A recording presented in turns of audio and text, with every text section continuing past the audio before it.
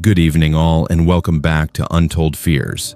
Tonight we are venturing deep into the ancient ridges and shadowed hollows of the Appalachian Mountains with 10 most disturbing true Appalachian Mountains horror stories. These accounts are drawn from the testimonies of park rangers, law enforcement officers, emergency responders, and mountain locals who encountered something in those mist-shrouded peaks that forever changed them. Each story represents a genuine nightmare pulled from the deepest recesses of America's oldest mountain range, where generations of darkness have accumulated like morning fog in the valleys. From encounters with entities that should not exist to crimes that exploit the mountain's endless capacity to hide secrets, these testimonies reveal why the Appalachians remain one of our nation's most feared wilderness areas. If you are new here, make sure to subscribe to Untold Fears for daily authentic horror content that will haunt your dreams long after the video ends. Hit that notification bell so you never miss when terror calls your name. Now, let us descend into the heart of Appalachian darkness, where ancient mountains keep their most disturbing secrets, and where the line between legend and reality disappears like morning mist. My name is Margaret Sinclair, and for 21 years, I worked as a real estate attorney, specializing in property transfers and estate settlements throughout the rural counties of southwestern Virginia. Based out of the law firm of Whitmore and Associates in Bristol, my practice included handling complex inheritance cases involving mountain properties that had been passed down through families for generations. These cases often involved disputes over mineral rights, access easements, and property boundaries that had become obscured over decades of informal agreements between neighbors who had since passed away. The Appalachian region of southwestern Virginia contains thousands of family properties that have remained in the same bloodlines since the original land grants were issued in the late 1700s and early 1800s. Many of these properties include not only residential structures and farmland, but also mineral rights, timber rights, and water rights that can be extremely valuable but are often poorly documented in modern legal terms. Estate settlements in this region frequently uncover family secrets, forgotten agreements, and traditional practices that complicate the transfer of property to new generations.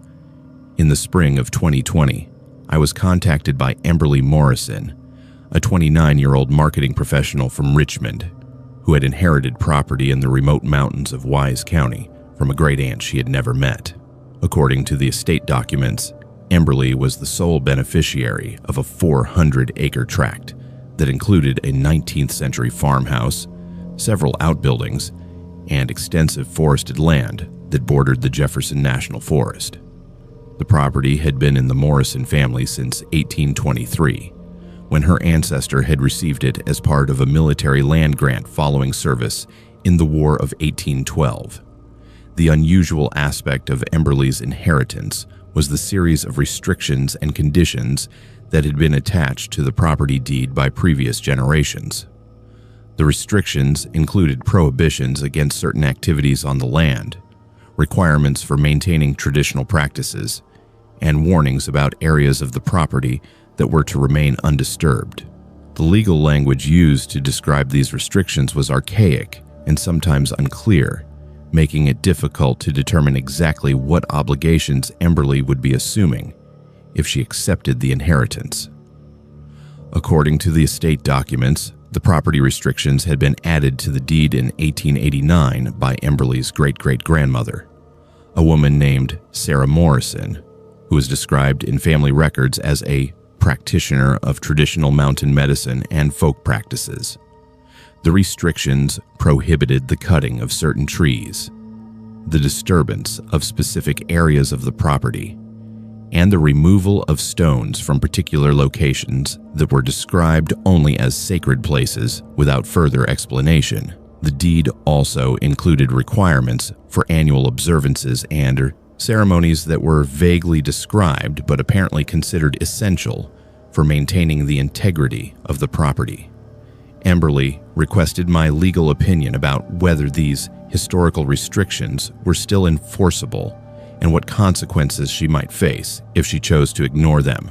The language used in the 1889 deed addendum was legally problematic because it referenced traditional practices and spiritual obligations that were not clearly defined in contemporary legal terms. However, the restrictions had been incorporated into subsequent property transfers and appeared to be binding regardless of whether their original purpose was still understood by modern property owners.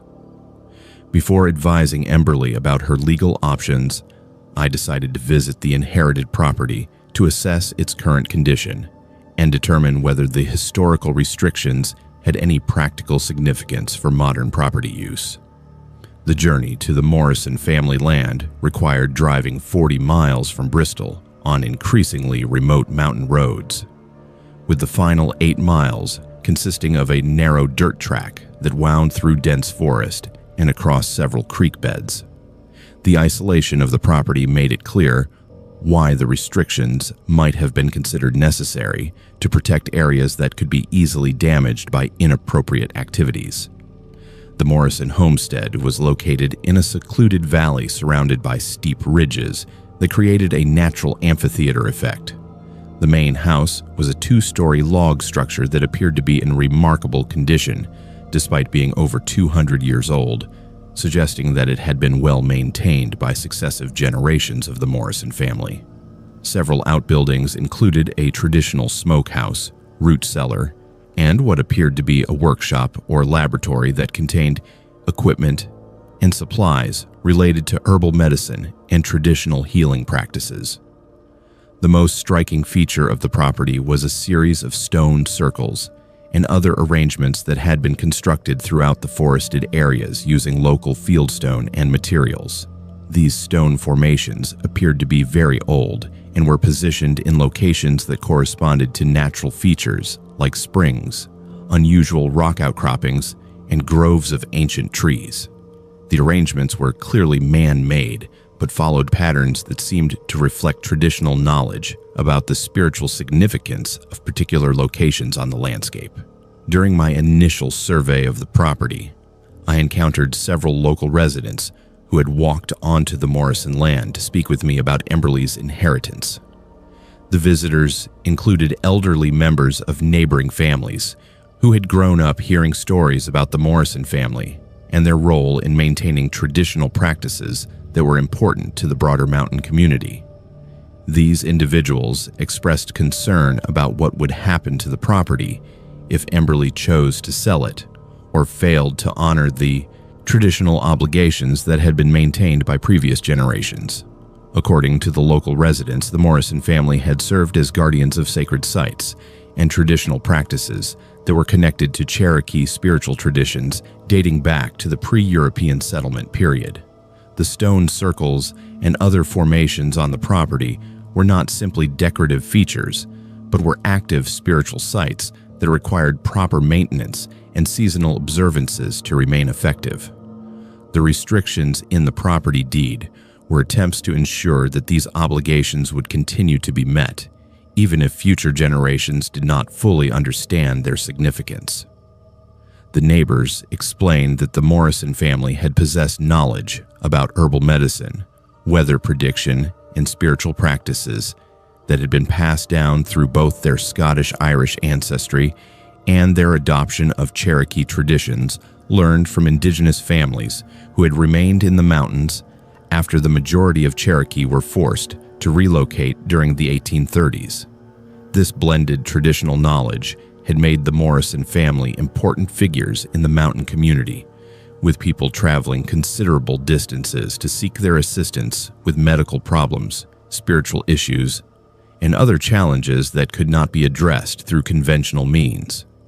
One elderly woman named Mrs. Calloway, whose family had lived on adjacent property for over 150 years, provided specific information about the seasonal observances that were required to maintain the spiritual integrity of the Morrison land.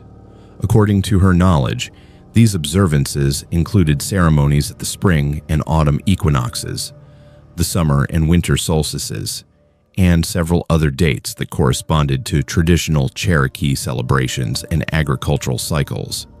The ceremonies involved the lighting of fires at specific stone circles, the placement of particular plant materials at designated locations, and the recitation of prayers or incantations that had been passed down through generations of Morrison family members.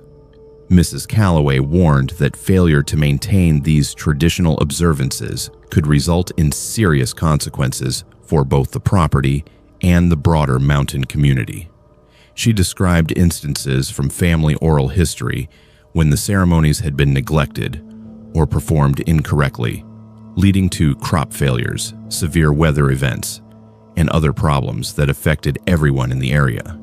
The Morrison family had always taken these responsibilities seriously, and their neighbors had come to depend on their continued maintenance of the spiritual protections that the property provided for the entire region. The most disturbing information came from Mrs. Calloway's description of what had happened to previous Morrison family members who had attempted to abandon their traditional obligations or sell the property to outsiders. According to her account, several family members had died in accidents or developed serious illnesses after attempting to break with family traditions, and at least 2 had experienced supernatural phenomena that had convinced them to return to the mountain and resume their spiritual duties. The property seemed to exert a powerful influence over the Morrison bloodline, making it difficult or impossible for family members to permanently separate themselves from their ancestral responsibilities. When I reported these findings to Emberly, she initially expressed skepticism about the supernatural aspects of her inheritance, but acknowledged concern about the legal and practical implications of accepting property that came with such extensive traditional obligations. She was particularly worried about her ability to maintain the required observances while continuing to work in Richmond, and about the potential consequences of failing to meet expectations that she did not fully understand. The inheritance appeared to offer valuable real estate, but also burdens that could significantly impact her modern lifestyle. Emberly decided to spend a weekend at the Morrison property to better understand what she would be accepting if she chose to claim her inheritance. She arrived at the mountain homestead on a Friday evening in late October, planning to spend 2 nights exploring the property and learning about the traditional practices she would be expected to maintain. However, her weekend visit extended into a much longer stay when she began experiencing phenomena that convinced her that the spiritual aspects of her inheritance were genuine rather than merely historical curiosities. According to Emberly's subsequent account, she began having vivid dreams on her first night in the old Morrison house that provided detailed instruction about the traditional ceremonies and observances associated with the property. The dreams featured women who appeared to be previous generations of Morrison family members, all of whom shared physical resemblances to Emberly and possessed extensive knowledge about herbal medicine, spiritual practices, and the history of the mountain region. These ancestral figures provided specific guidance about the seasonal ceremonies, the significance of the stone formations, and the proper methods for maintaining the spiritual protections that the property provided. The dreams continued throughout her stay, becoming more detailed and instructive each night. Emberly found herself learning traditional songs, memorizing the locations and purposes of different stone circles, and absorbing knowledge about medicinal plants and their proper preparation and use.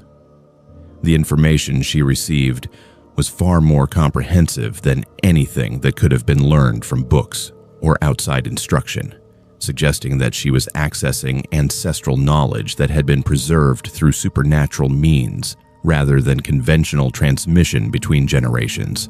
On her 3rd night at the property, Emberly experienced direct contact with the spiritual forces that were connected to the Morrison family land. While conducting what she described as an experimental ceremony at one of the stone circles, she encountered manifestations of Cherokee spirits who had formed alliances with the Morrison family during the 19th century. These entities communicated their approval of her presence and willingness to continue the traditional obligations, but also warned about the consequences of abandoning the spiritual practices that maintain the balance between the physical and supernatural realms in that area of the mountains. The Cherokee spirits explained that the Morrison property served as an anchor point for spiritual energies that affected the entire region, and that the family's traditional ceremonies were essential for maintaining protective influences that prevented malevolent forces from gaining power in the area. The stone formations and seasonal observances created a network of spiritual defenses that had protected the mountain community for over 200 years, but these protections would fail if the traditional practices were abandoned or performed incorrectly by someone who lacked proper training and commitment. By the end of her extended stay at the Morrison property, Emberly had made the decision to accept her inheritance and the traditional obligations that accompanied it. The supernatural experiences had convinced her that the spiritual aspects of the property were genuine and important, not only for her own welfare, but for the protection of the entire mountain community. She arranged to take extended leave from her job in Richmond and began learning the traditional practices that would allow her to serve as the latest guardian of the Morrison family's ancestral responsibilities. The legal documentation required to finalize Emberly's acceptance of the inheritance was complicated by the need to acknowledge and preserve the traditional restrictions that were not clearly defined in contemporary legal language. We developed a series of conservation easements and deed restrictions that would protect the spiritual sites and traditional practices, while allowing Emberly the flexibility to make necessary improvements to the residential structures and practical aspects of the property. The documentation also included provisions for passing these obligations to future generations of the Morrison family, ensuring continuity of the traditional practices regardless of changes in legal terminology or social attitudes. Emberly Morrison ultimately chose to make the mountain property her permanent home, establishing a practice as a traditional healer and herbalist that allowed her to continue the work of previous generations while supporting herself financially. Her inheritance had provided not only valuable real estate, but also a spiritual calling that connected her to centuries of family tradition and community service. The supernatural phenomena that had initially frightened her became sources of guidance and strength as she learned to serve as guardian of sacred sites and protector of spiritual traditions that remained vital to the mountain community. The case demonstrated that some inheritances involve obligations and responsibilities that extend far beyond conventional legal and financial considerations, requiring inheritors to accept roles as caretakers of traditions and spiritual practices that have been maintained for generations by their families. My name is Rebecca Torres, and for 8 years, I worked as an emergency medical technician, specializing in mountain rescue operations throughout the West Virginia wilderness. Based out of a small station in Lewisburg, my partner and I covered some of the most remote and treacherous terrain in the Appalachian region. We responded to everything from hiking accidents and hunting injuries to heart attacks and hypothermia cases in areas where helicopters could not land and ambulances could not reach. The job required physical stamina, medical expertise, and an intimate knowledge of mountain terrain that could kill the unprepared without warning. West Virginia's mountains are different from other parts of Appalachia. The coal mining industry has left its mark everywhere, with abandoned shafts, rusted equipment, and forgotten company towns scattered throughout the hollows. Many families have lived in these isolated communities for generations, developing their own customs and beliefs that outsiders rarely understand. The people are tough, self-reliant, and deeply suspicious of government interference. They handle most problems themselves and only call for outside help when someone is dying. The call came in on a cold February morning in 2018. A family named the Harpers, who lived in a remote holler about 15 miles northeast of our station, had requested emergency medical assistance for their 12-year-old daughter, Malaya. The dispatcher could provide few details beyond the address and the fact that the child had been missing for 5 days before returning home in an unknown condition. The family lived so far off the main roads that our GPS system could not provide reliable directions, and cell phone coverage in that area was practically non-existent. My partner Jake and I loaded our equipment into the 4-wheel drive ambulance and began the journey into increasingly rough terrain. The paved road ended after about 8 miles, giving way to a narrow dirt track that wound through dense forest and alongside abandoned mining operations. We passed the rusted hulks of old coal trucks, collapsed mining structures, and warning signs about unstable ground. The holler where the Harper family lived was so isolated that I wondered how they survived the harsh mountain winters without reliable access to supplies or medical care. The Harper homestead consisted of a small wooden house, a few outbuildings, and a vegetable garden surrounded by towering ridges on 3 sides. Smoke rose from the chimney, and several dogs barked warnings as we approached. The family patriarch, a weathered man named Earl Harper, met us at the front door with an expression of relief mixed with deep concern. He looked like he had not slept in days, and his hands shook slightly as he gestured for us to follow him inside. The interior of the house was warm but dimly lit, with kerosene lamps providing most of the illumination. Earl's wife, Sarah, sat in a rocking chair near the fireplace, clutching a worn Bible and whispering what sounded like prayers under her breath. Their other children, ranging in age from 6 to 16, huddled together on an old couch, all staring at us with wide, frightened eyes. The atmosphere in that room felt heavy with fear and something else I could not immediately identify. Earl led us to a small bedroom at the back of the house where we found Malaya sitting on the edge of a narrow bed. She appeared to be physically unharmed, with no obvious injuries or signs of malnutrition, despite having been missing for 5 days. Her long, dark hair was clean and neatly braided, her clothes looked freshly washed, and her skin had a healthy color.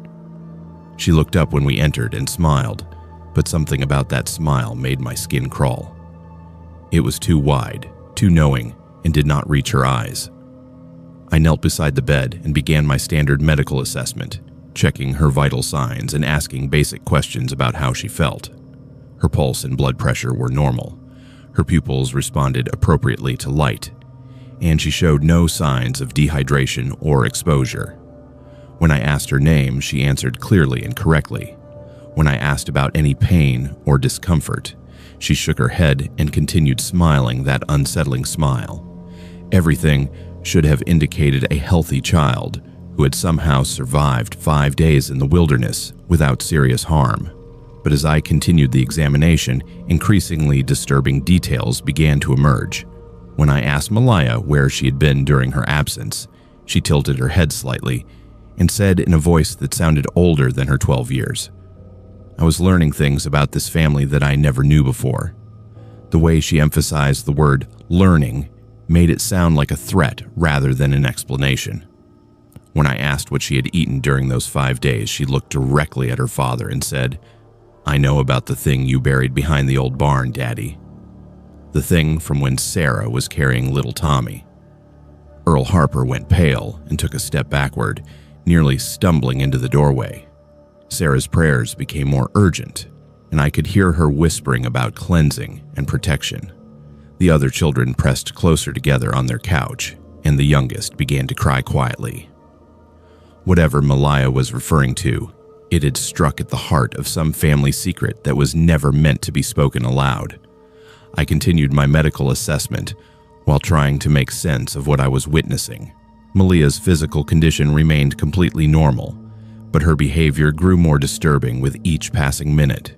She began speaking in different voices, sometimes sounding like a small child, other times like an elderly woman, and occasionally in a deep, gravelly tone that seemed impossible for a 12-year-old girl to produce. She made references to family members who had died before she was born, describing conversations and events that she could not possibly have witnessed. When Jake stepped forward to assist with the examination, Malaya looked at him and said in the voice of an old woman, "Your mama died calling your name, Jacob. She wanted to tell you about the money she hid in the coffee can, but you were too busy drinking to listen." Jake staggered backward as if he had been slapped. His mother had indeed died 6 months earlier while he was struggling with alcohol problems, and he had never mentioned either detail to anyone in our small community. The family explained that Malaya had disappeared from her bed 5 nights earlier without any sign of forced entry or struggle.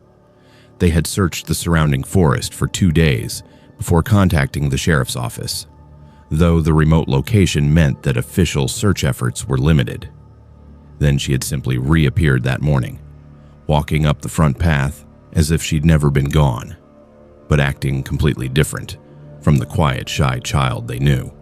As I prepared to transport Malaya to the hospital for more comprehensive testing, she grabbed my wrist with surprising strength. Her grip felt cold despite the warm room, and her fingers seemed longer than they should have been for a child her size. She leaned close and whispered in a voice that sounded like rustling leaves, "The things that live in the deep places have been waiting so long for a chance to walk in the light. They know all the secrets that families bury in the dark places. Would you like me to tell everyone about yours, Rebecca?" I pulled away from her grip and felt a chill that had nothing to do with the February weather outside. How could she possibly know my name when no one in the family had introduced me? And what secrets was she referring to? I had lived a relatively quiet life with no major scandals or hidden shames, but the way she looked at me suggested knowledge of things I had never shared with anyone. The transport to the regional hospital was one of the most unsettling experiences of my career.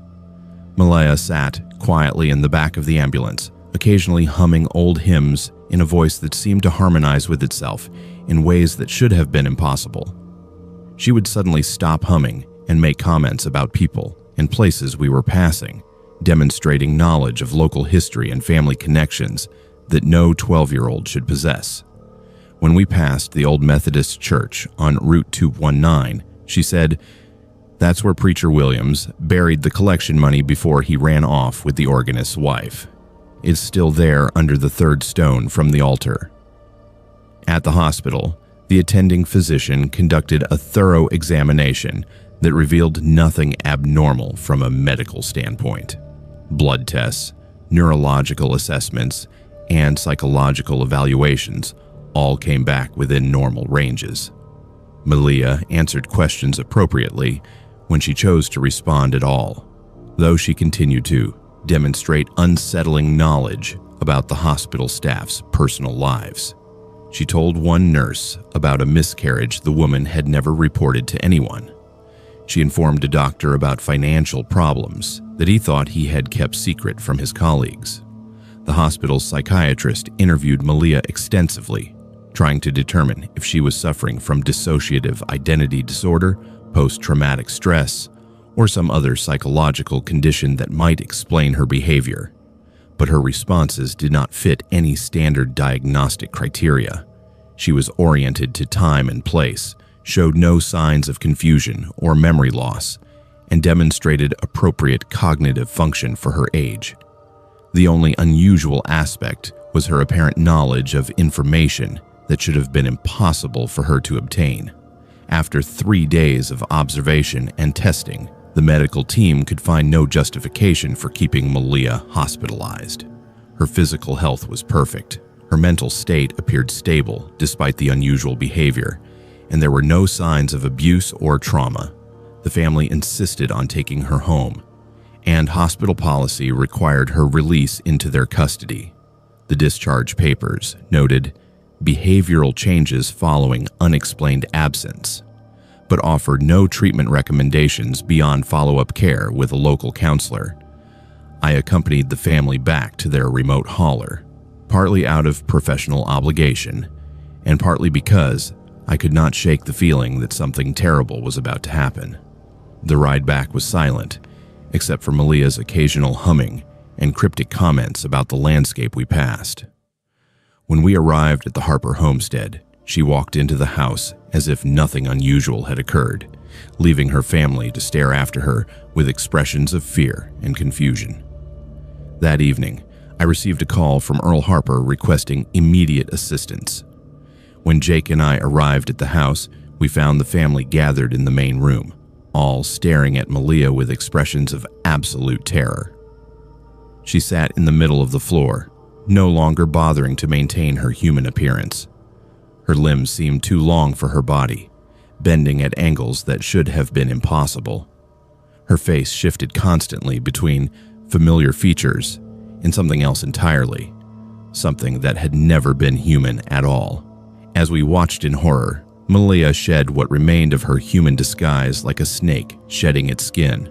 What emerged was something that had been using the missing child as a vessel to walk among us and gather the secrets that mountain families had kept buried for generations.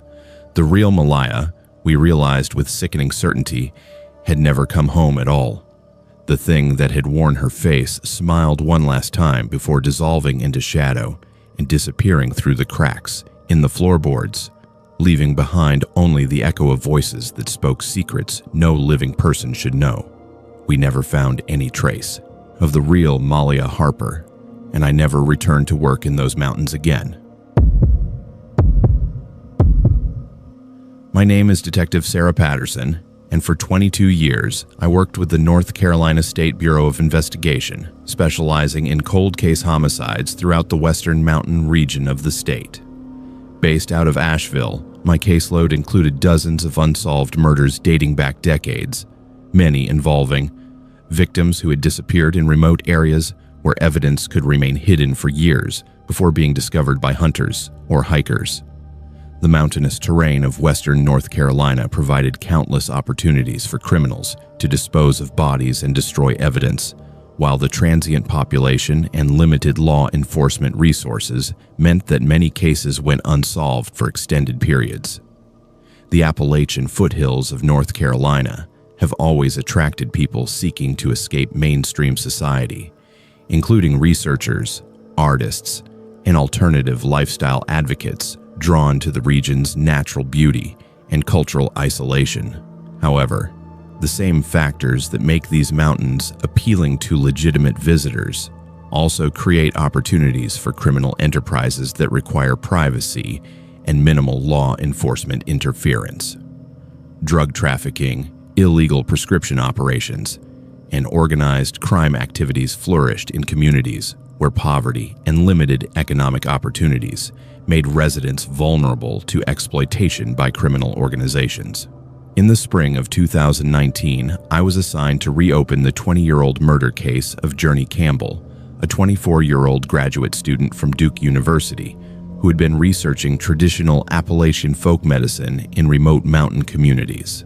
Journey had been working on her doctoral dissertation in anthropology, documenting the use of medicinal plants and traditional healing practices among isolated families who had maintained these customs for generations. Her research had brought her to some of the most remote areas of western North Carolina, where she conducted interviews and collected specimens for academic analysis. The original investigation had stalled due to lack of evidence and witnesses, but new information provided by a confidential informant suggested that Journey's murder might be connected to illegal prescription drug operations that were using traditional medicine practitioners as fronts for distributing controlled substances. The informant claimed that Journey had inadvertently discovered evidence of this criminal network during her academic research and had been killed to prevent her from exposing the operation to law enforcement authorities. According to the original case file, Journey had disappeared in October 1999 while conducting research in a remote area known as Panther Creek, located deep in the Nantahala National Forest. She had been staying at a small cabin owned by a local family who provided room and board to researchers and outdoor enthusiasts. The family had last seen her on the morning of October 15th when she left to interview an elderly woman who was known throughout the region for her knowledge of medicinal plants and traditional healing methods. The elderly woman, Martha Whitfield, lived alone in a cabin that could only be reached by hiking 3 miles on unmarked trails through dense forest. Mrs. Whitfield was in her 80s and had learned traditional healing practices from her grandmother, who claimed to possess knowledge passed down from Cherokee medicine women. Journey had been excited about the opportunity to document these practices before they were lost forever, as Mrs. Whitfield had no children or relatives who were interested in continuing the tradition. When Journey failed to return to her lodging that evening, the host family initially assumed she had decided to spend the night at Mrs. Whitfield's cabin to continue her interviews. However, when she had not returned by the following afternoon, they hiked to the elderly woman's property and found the cabin empty. Mrs. Whitfield claimed that Journey had never arrived for her scheduled appointment, and there was no evidence that the graduate student had ever reached the remote location. The original search operation had covered hundreds of square miles of wilderness without finding any trace of Journey or her research equipment. Her rental car was discovered parked at the trailhead where she had begun her hike to Mrs. Whitfield's cabin, but there were no signs of struggle or evidence of foul play at that location. Search dogs had attempted to track her scent from the parking area, but the trail had gone cold after less than a mile, suggesting that she had either been transported by vehicle or that weather conditions had eliminated the scent trail. The case had been classified as a missing person investigation for the first 6 months, during which time extensive searches were conducted throughout the region. However, the discovery of Journey's remains in April 2000 had converted the case to a homicide investigation. Her body was found by turkey hunters in a remote ravine approximately 15 miles from where she had last been seen alive. The remains were badly decomposed due to exposure to weather and wildlife, making it difficult to determine the exact cause of death or gather forensic evidence.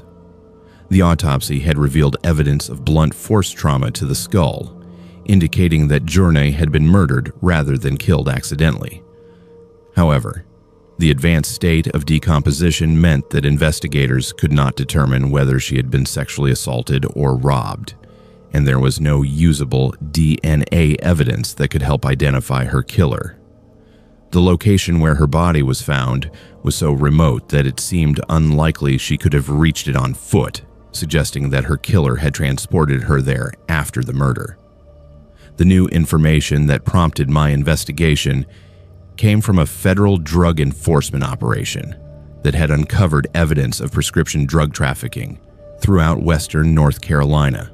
The operation had revealed a sophisticated network of corrupt medical professionals who were providing illegal prescriptions to addicts while using traditional medicine practitioners as fronts to make their activities appear legitimate. Several elderly residents who were known for their knowledge of folk medicine had been recruited to provide cover for illegal prescription operations by claiming that controlled substances were actually traditional herbal remedies.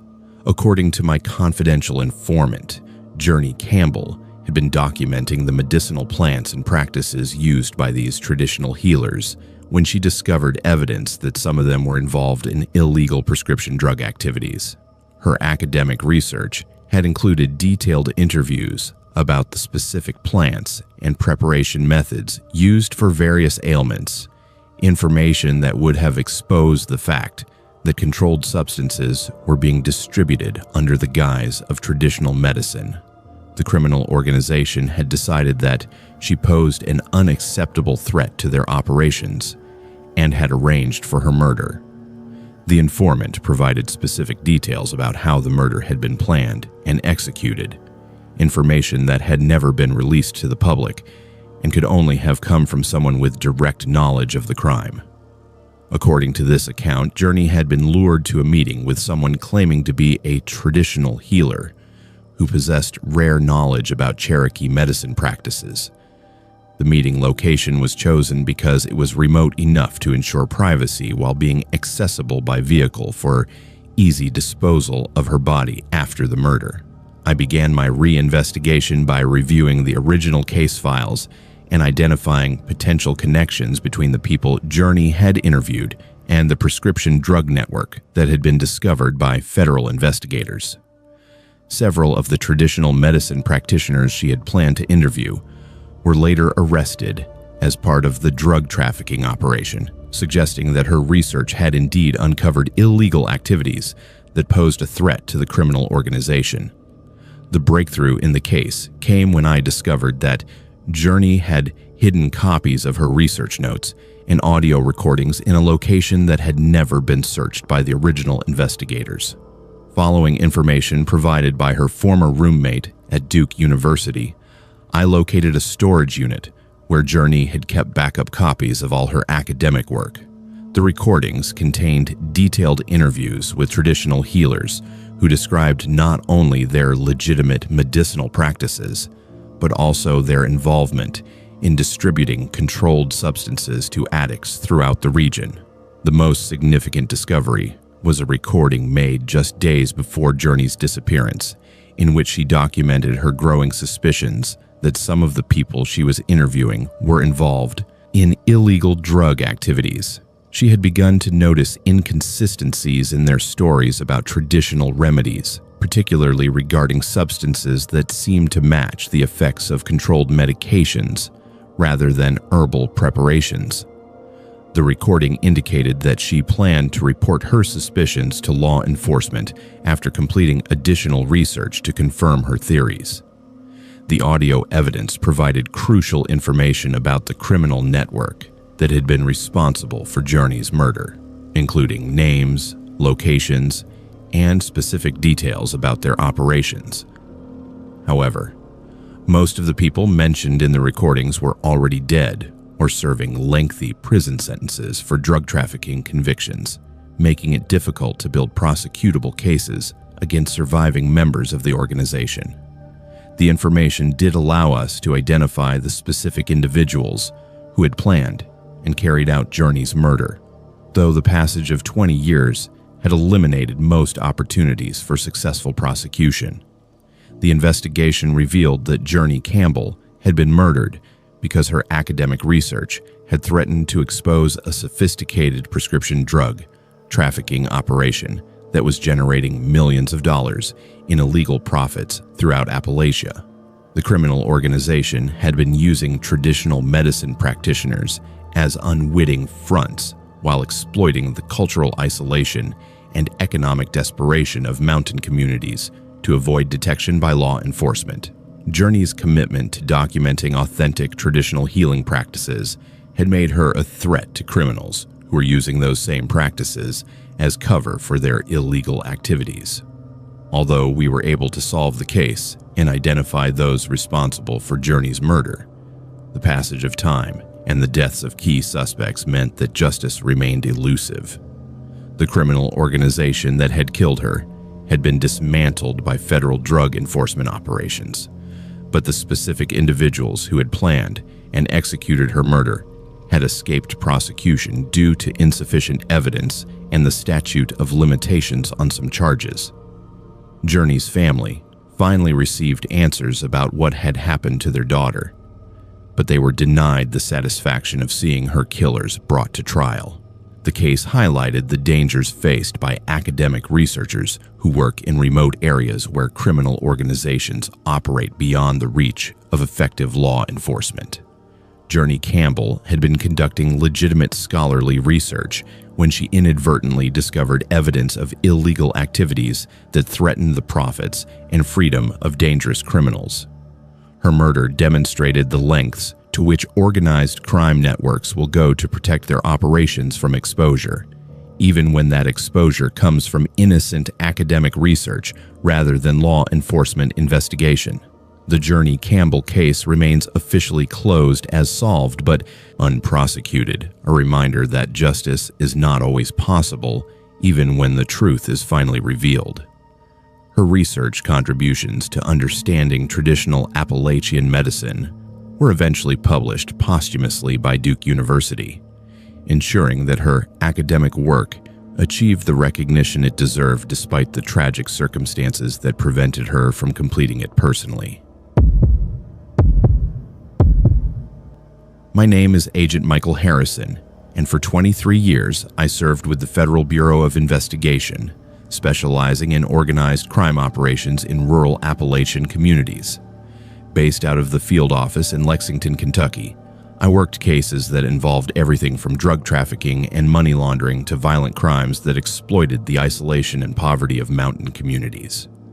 The terrain itself was often our biggest obstacle, with suspects disappearing into vast wilderness areas where federal jurisdiction overlapped with local law enforcement that was sometimes corrupt or simply overwhelmed by the scope of criminal enterprises operating in their territory. Eastern Kentucky in the 1990s was a region in economic transition, with the decline of coal mining leaving behind desperate communities where legitimate opportunities were scarce and illegal activities flourished. Criminal organizations from larger cities had begun moving operations into these remote areas, using abandoned mining infrastructure and isolated properties to conduct business away from federal surveillance. The local population, struggling with unemployment and limited resources, sometimes found themselves caught between law enforcement and criminal enterprises that offered the only available income in the region. In the spring of 1994, I was assigned to investigate a series of disappearances in the coal mining region around Hazard, Kentucky.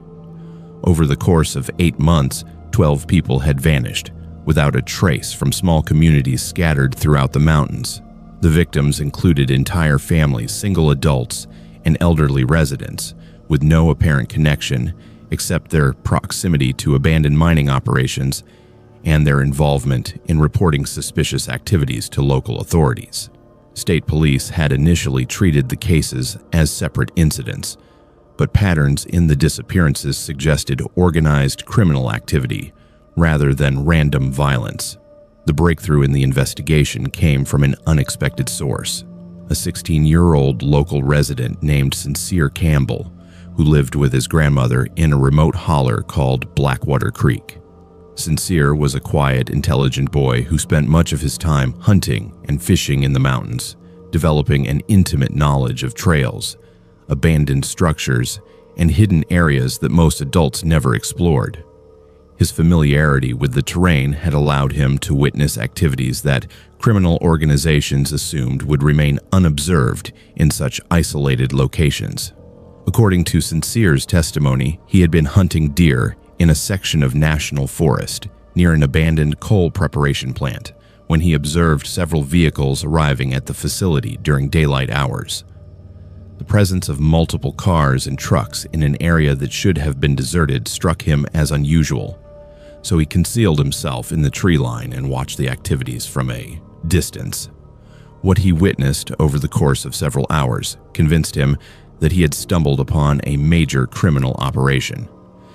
Sincere described seeing armed men unloading what appeared to be human bodies from the backs of trucks and transporting them into the abandoned mining facility. The victims appeared to be unconscious or dead, and the men handling them moved with the efficiency of people who had performed the same task many times before. After the bodies were moved inside the building, Sincere heard what sounded like heavy machinery operating, followed by the smell of chemicals and burning materials that carried on the wind from the facility.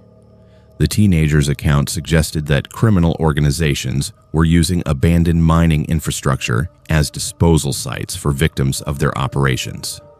The remote locations provided perfect cover for activities that would be impossible to conduct in more populated areas, while the maze of abandoned tunnels and processing facilities offered numerous ways to destroy evidence completely. Sincere's observations indicated that this was not a small-scale operation, but rather a systematic program for eliminating people who posed threats to organized criminal enterprises throughout the region. I arranged to meet with Sincere and his grandmother at their home in Blackwater Creek, a journey that required driving 20 miles on increasingly rough roads before hiking the final 2 miles on foot. The Campbell family had lived in that holler for over a century, surviving through subsistence farming, hunting, and occasional work in coal mines when they were still operating. They were exactly the type of independent mountain families who minded their own business and avoided contact with law enforcement unless absolutely necessary. Sincere's grandmother, Martha Campbell, was initially reluctant to allow her grandson to speak with federal agents. She understood better than most people the dangers of cooperating with law enforcement in a region where criminal organizations had extensive networks and little tolerance for witnesses. However, the disappearance of several neighbors had convinced her that remaining silent was no longer an option, and she eventually agreed to allow Sincere to share what he had witnessed.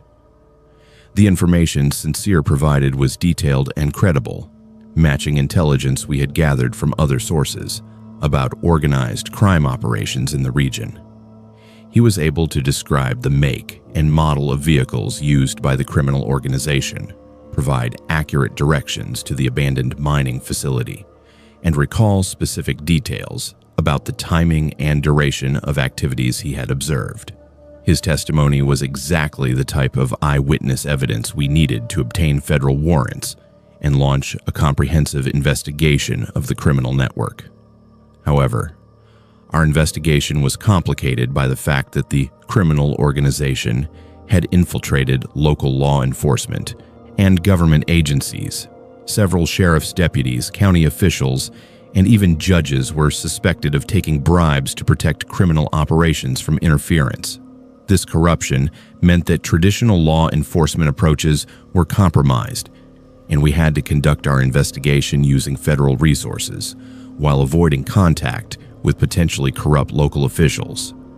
Within days of our initial interview with Sincere, the Campbell family began receiving threatening phone calls and visits from strangers who warned them about the consequences of cooperating with federal investigators. The threats were specific and credible, indicating that the criminal organization had learned about Sincere's cooperation and was prepared to eliminate him and his grandmother to prevent further testimony. The family's remote location, which had initially provided safety through isolation, now made them vulnerable to retaliation from criminals who could operate without fear of witnesses or intervention. I arranged for the Campbell family to be placed under federal protection while we accelerated our investigation of the criminal network. However, the logistics of protecting witnesses in such remote terrain presented enormous challenges. The family's home was accessible only by hiking trails, making it impossible to provide conventional security. We were forced to relocate Sincere and his grandmother to a safe house in Lexington, while we continued gathering evidence for prosecution of the criminal organization. The investigation ultimately revealed a sophisticated criminal network that used abandoned mining infrastructure throughout eastern Kentucky to dispose of victims and destroy evidence. The organization was responsible for at least 40 murders over a period of 3 years, eliminating anyone who posed a threat to their drug, trafficking, money laundering, and extortion operations. The remote mountain locations had provided perfect cover for these activities, allowing criminals to operate with virtual impunity in areas where law enforcement presence was minimal. Our raids on the abandoned mining facilities uncovered evidence of systematic torture and murder, along with sophisticated equipment for destroying human remains and eliminating forensic evidence. The criminal organization had essentially turned sections of the Appalachian wilderness into private execution sites where they could eliminate threats without fear of detection. The scope and brutality of their operations exceeded anything we had encountered in urban organized crime cases. Sincere's testimony was crucial to the successful prosecution of the criminal network, resulting in convictions for racketeering, murder, and conspiracy charges that sent 14 defendants to federal prison for life sentences. However, the cost of his cooperation was enormous. The Campbell family could never return to their ancestral home in Blackwater Creek, and they were forced to relocate to a distant state where they could live under assumed identities provided by the Federal Witness Protection Program. The case highlighted the unique challenges of combating organized crime in remote Appalachian communities, where geographical isolation, economic desperation, and government corruption create perfect conditions for criminal enterprises to flourish. The vast wilderness areas provide endless opportunities to hide illegal activities and dispose of evidence, while the tight-knit nature of mountain communities makes it difficult for outsiders to gather intelligence or locate witnesses willing to testify. Years later, I still think about Sincere Campbell and the courage it took for a 16-year-old boy to come forward with information that ultimately saved countless lives.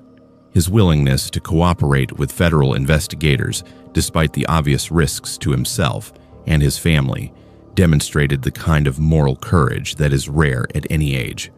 The fact that he and his grandmother were forced to abandon their ancestral home and live in exile as the price for doing the right thing remains one of the most troubling aspects of the entire investigation.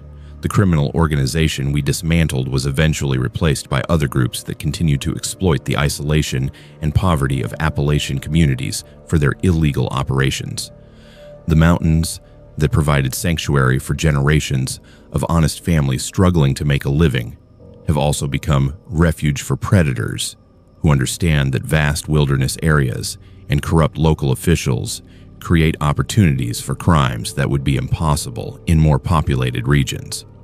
I retired from the FBI 5 years ago, but I continue to receive updates on organized crime activities in Appalachian communities through former colleagues who are still active in federal law enforcement.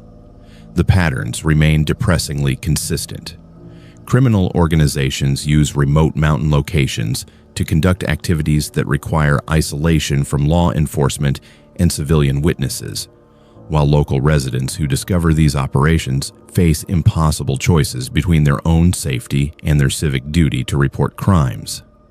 The Sincere Campbell case taught me that heroism often comes from unexpected sources, and that the most important witnesses in major criminal cases investigations are sometimes ordinary people who happen to be in the wrong place at the right time.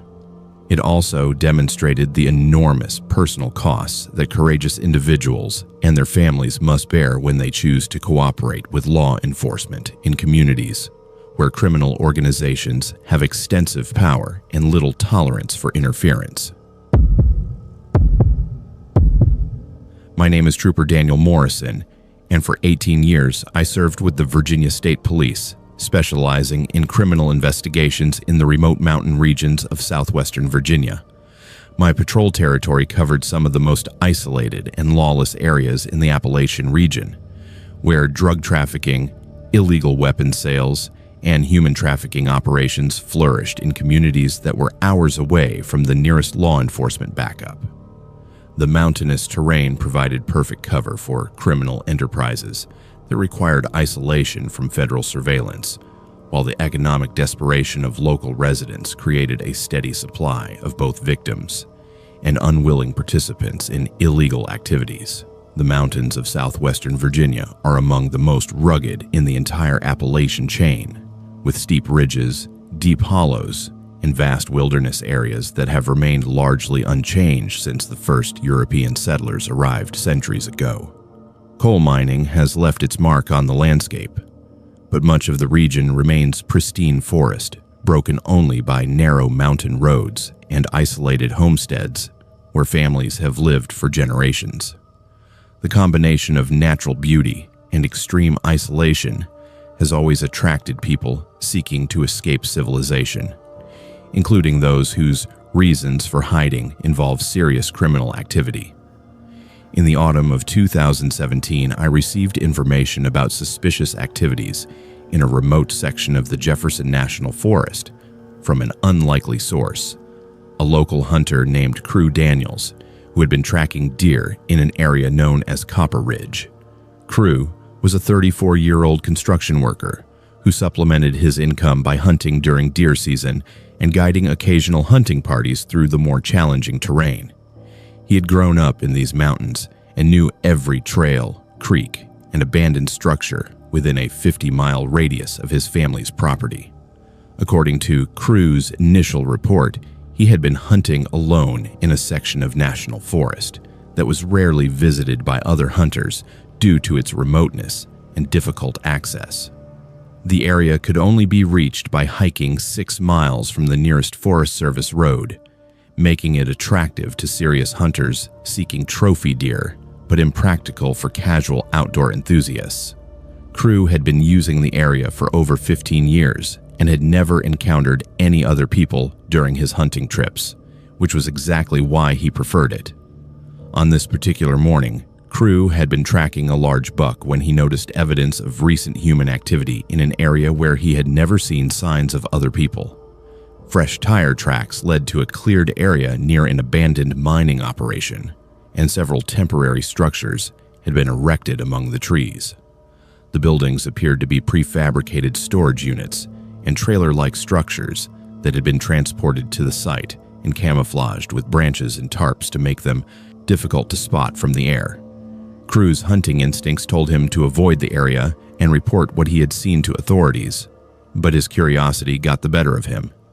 He spent several hours observing the facility from a concealed position, documenting what appeared to be a sophisticated operation involving multiple vehicles, armed guards, and regular deliveries of supplies and equipment.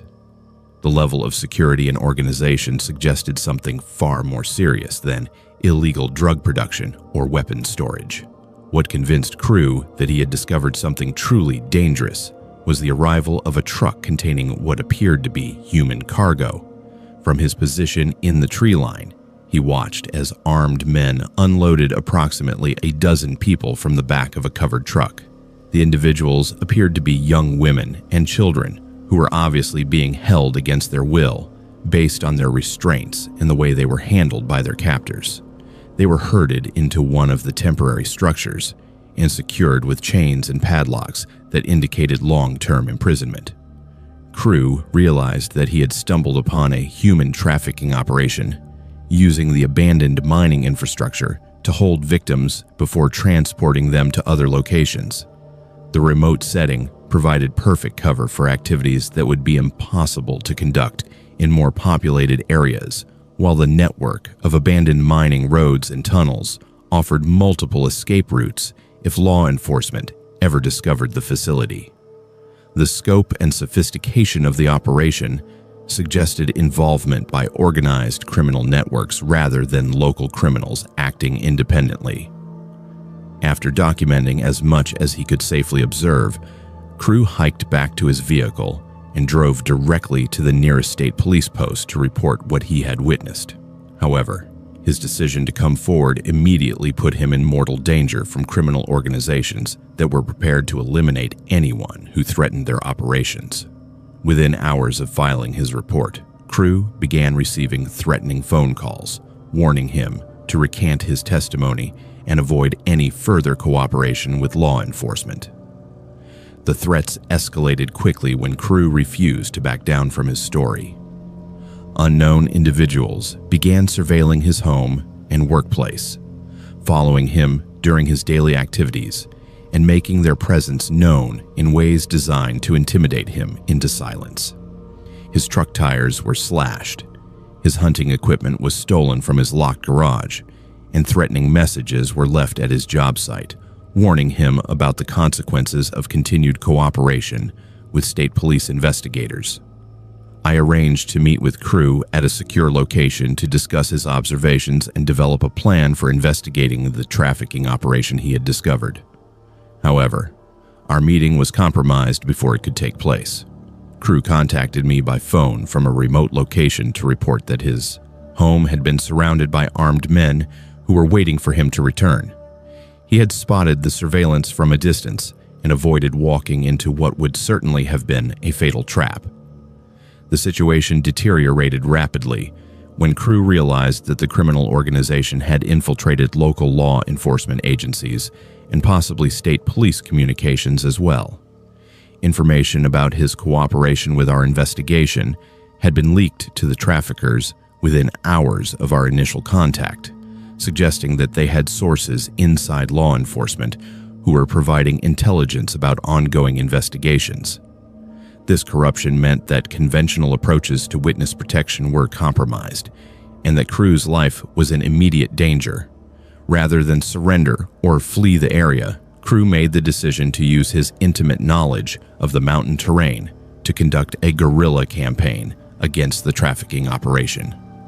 He knew every trail, cave, and hidden location within hundreds of square miles of wilderness, giving him advantages that urban criminals could not match despite their superior numbers and firepower. His plan was to disrupt their operations through sabotage and harassment, while documenting additional evidence that could be used to prosecute the criminal network. Over the following weeks, Crew conducted a series of attacks on trafficking facilities and transportation routes using tactics that exploited his knowledge of local terrain and weather conditions. He disabled vehicles by removing critical engine components, contaminated fuel supplies with substances that would cause mechanical failures, and used hunting skills to remain undetected while conducting surveillance of criminal activities. His actions forced the trafficking organization to divert significant resources to security measures and eventually to relocate their operations to less vulnerable locations. However, Crew's campaign of resistance came at enormous personal cost. He was forced to abandon his home, job, and normal life to live as a fugitive in the wilderness areas he knew so well. The criminal organization placed a substantial bounty on his capture, dead or alive, attracting bounty hunters and mercenaries from outside the region who were experienced in tracking human targets through difficult terrain. The mountains that had provided sanctuary throughout his life became a hunting ground where he was the primary prey. The manhunt for Crew involved dozens of armed searchers using sophisticated tracking equipment, helicopters, and local informants who provided intelligence about his possible locations. The criminal organization was willing to invest enormous resources in eliminating him because his continued existence represented an unacceptable threat to their operations throughout the region. They understood that allowing one witness to survive and continue causing problems would encourage others to come forward with information about criminal activities. I maintained contact with Crew through a series of secure communication methods that allowed us to coordinate law enforcement activities with his sabotage operations. The evidence he continued to gather provided crucial intelligence about the scope and organization of trafficking networks operating throughout Appalachia, but the personal danger he faced increased daily as the criminal organization intensified their efforts to locate and kill him. The situation reached its climax during a blizzard in February 2018, when Crew was finally cornered by a tracking team in a remote section of wilderness near the West Virginia border. However, his knowledge of local terrain and weather patterns allowed him to turn the tables on his pursuers, using the storm conditions to eliminate several members of the tracking team and escape deeper into the mountains where mechanized pursuit was impossible. Following that confrontation, Crew disappeared completely from the region. Some believe he was killed during the final engagement with the tracking team, while others think he successfully escaped to another part of the country, where he could start a new life under an assumed identity. The truth is that nobody knows what happened to Crew Daniels, but his sacrifice was not in vain. The evidence he gathered during his months as a fugitive provided the foundation for a major federal investigation that ultimately dismantled the trafficking network and resulted in dozens of arrests and convictions. The remote mountain facilities were raided and shut down, hundreds of victims were rescued and provided with assistance to rebuild their lives, and the criminal organization responsible for their suffering was permanently destroyed. However, the cost of achieving justice was enormous. Crew Daniels gave up everything he had built during his 34 years of life to protect people he had never met from criminals who exploited the isolation and poverty of Appalachian communities for their own profit. His courage and sacrifice demonstrate the price that ordinary citizens sometimes pay when they choose to stand up against organized criminal enterprises that have corrupted local institutions and eliminated other avenues for seeking justice. I retired from the Virginia State Police 2 years after the Crew Daniels case, but I continue to wonder whether he survived his ordeal and found peace somewhere far from the mountains where he spent his life fighting against impossible odds. The trafficking networks have been replaced by other criminal organizations that continue to exploit the isolation of Appalachian communities. But perhaps future witnesses will find the courage to come forward because of the example that Crew set during those dangerous months when he stood alone against enemies who seemed invincible. My name is Deputy Thomas Mitchell, and for 15 years, I served with the Pike County Sheriff's Department in eastern Kentucky, covering some of the most isolated and lawless territory in the Appalachian region. My patrol area included dozens of remote mountain communities where families had lived for generations without much contact with the outside world, developing their own ways of handling problems that rarely involved law enforcement. Most of my calls were domestic disputes, drug-related incidents, or accidents involving the treacherous mountain roads, but occasionally I encountered situations that challenged everything I thought I understood about the natural order of things. The mountains of eastern Kentucky are among the most rugged and isolated in all of Appalachia. Coal mining has been the dominant industry for over a century, leaving behind a landscape scarred by strip mines, riddled with abandoned shafts, and dotted with ghost towns where entire communities once thrived. The people who remain are tough, independent, and deeply connected to folklore traditions that date back to the earliest European settlers. They tell stories about things that live in the deep woods, creatures that predate human habitation, and still claim certain territories as their own. In the summer of 2016, I received a missing person report for a 26-year-old woman named Jaslyn Reeves, a folklore researcher from the University of Kentucky who had been conducting field studies in our area. According to her academic advisor, Jaslyn was documenting traditional Appalachian legends and collecting oral histories from elderly residents in the most remote mountain communities. She was particularly interested in stories about shapeshifters and entities that could assume human form, research that had brought her to some of the most isolated hollows in the region. Jaslyn had been staying at a small bed and breakfast in the town of Pikeville, while making day trips into the surrounding mountains to interview local residents.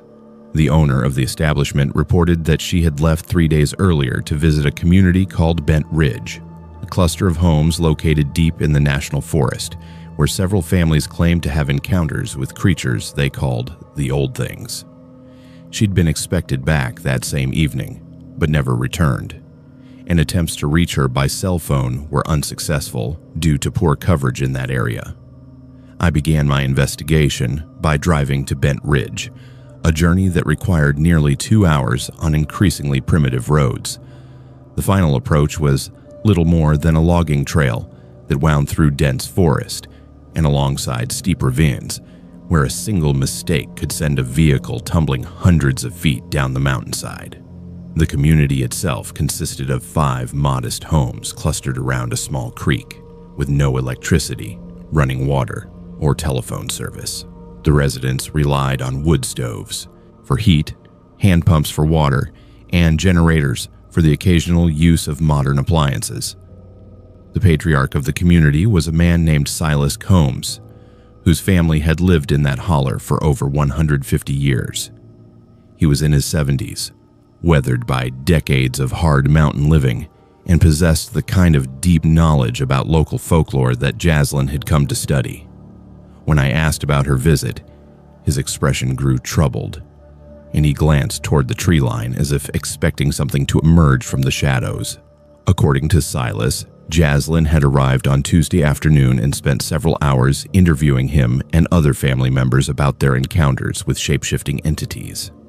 She had been particularly interested in stories about creatures that could perfectly mimic human appearance and behavior, using that disguise to infiltrate communities and prey upon unsuspecting victims.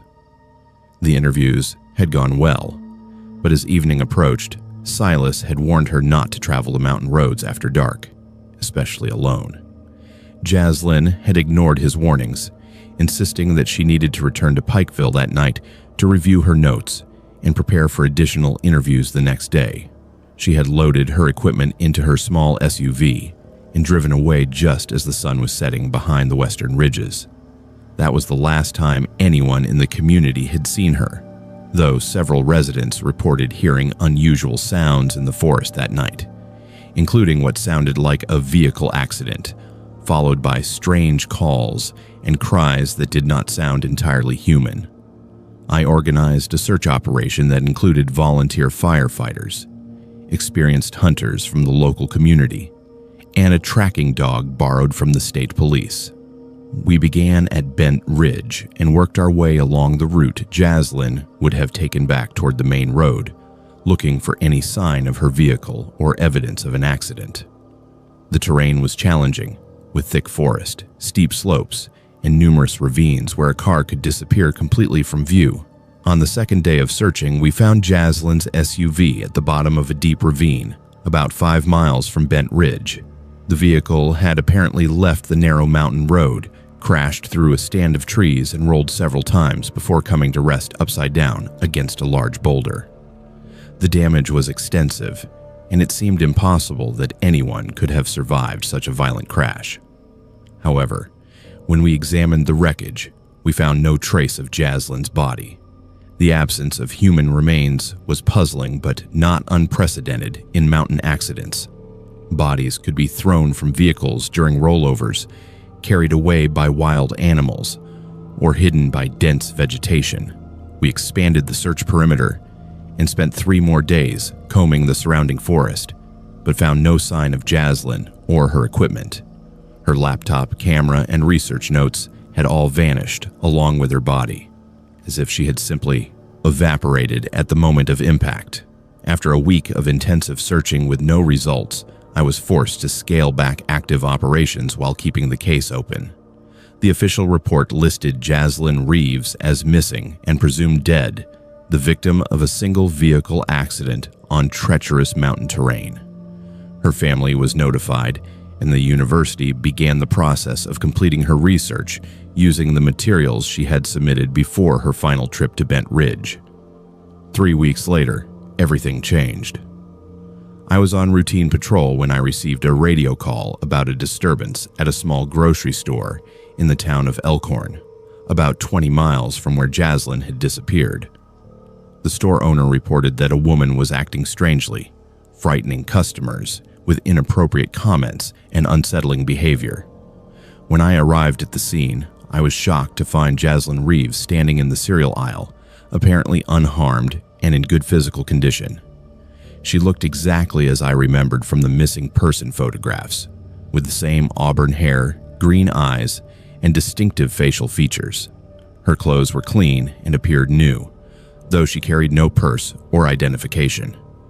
When I approached her, she smiled and greeted me by name, which was unusual since we had never met before her disappearance.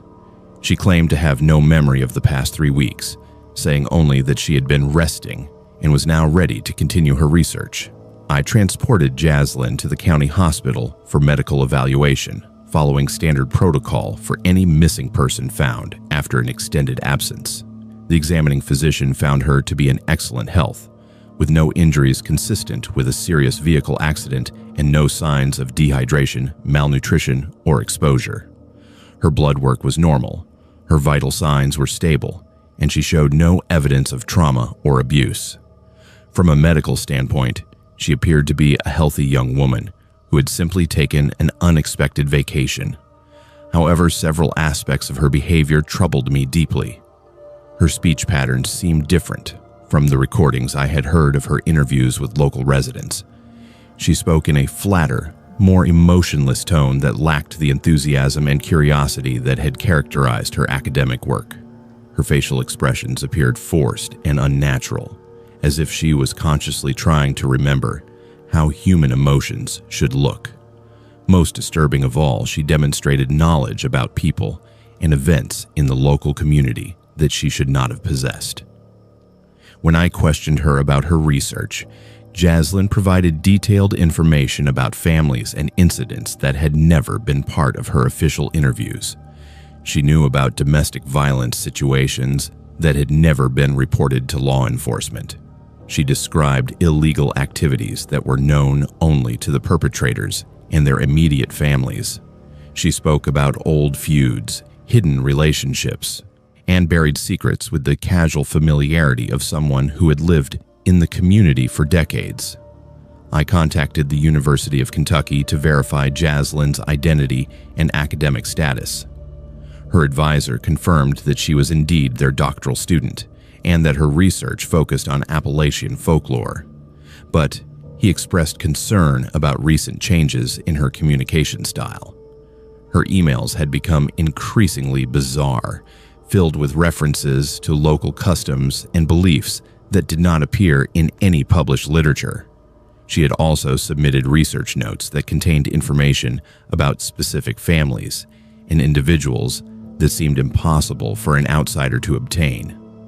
Over the following weeks, I received a series of disturbing reports about Jaslyn's behavior in the community. Livestock began disappearing from farms in the areas where she conducted her research. Hunting dogs refused to track in certain parts of the forest, whining and backing away when their handlers tried to force them forward.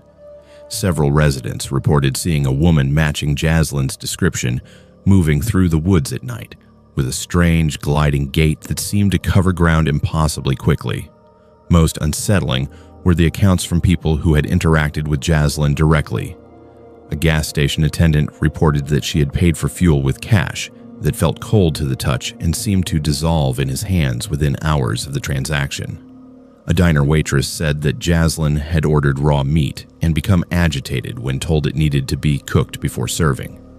Multiple witnesses described conversations where Jaslyn had demonstrated impossible knowledge about their personal lives, including details about deceased family members that had never been shared with anyone.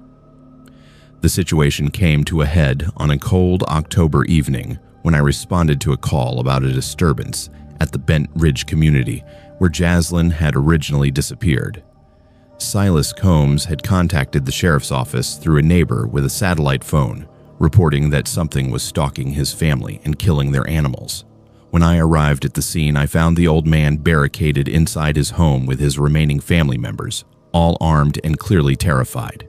According to Silas, Jaslyn had returned to their community that evening, but something about her was fundamentally wrong. She moved differently, spoke in voices that belonged to dead relatives, and seemed to know intimate details about every family in the holler that she could not possibly have learned through conventional means. When confronted about her unusual knowledge, she had smiled and began shedding her human appearance, revealing something beneath that had never been human at all. I never saw what Jaslyn had become because, by the time I conducted a thorough search of the area, she had vanished once again into the deep forest. But I found evidence of her presence in the form of animal remains, arranged in patterns around the community, positioned as if they were some kind of territorial markers or warnings. The real Jaslyn Reeves, I realized with growing horror, had died in that vehicle accident 3 weeks earlier.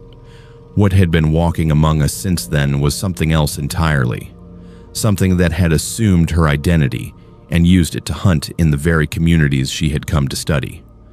I never filed an official report about that final encounter because I knew no one would believe it. Instead, I quietly transferred to a different county and never returned to those mountains again. My name is Dr. Marcus Holloway, and for 16 years, I worked as a paranormal investigator and audio specialist, documenting unexplained phenomena throughout the eastern United States. Based out of Knoxville, Tennessee, I combined my background in acoustic engineering with an interest in supernatural occurrences to study cases involving electronic voice phenomena, unexplained sounds, and other audio anomalies that defied conventional scientific explanation. My equipment included sophisticated recording devices, spectrum analyzers, and digital processing tools that allowed me to capture and analyze sounds that would be impossible to detect with standard recording equipment. The Appalachian Mountains have always been a hotbed of paranormal activity, with countless reports of ghostly encounters, unexplained phenomena, and supernatural events spanning back to the earliest Cherokee settlements.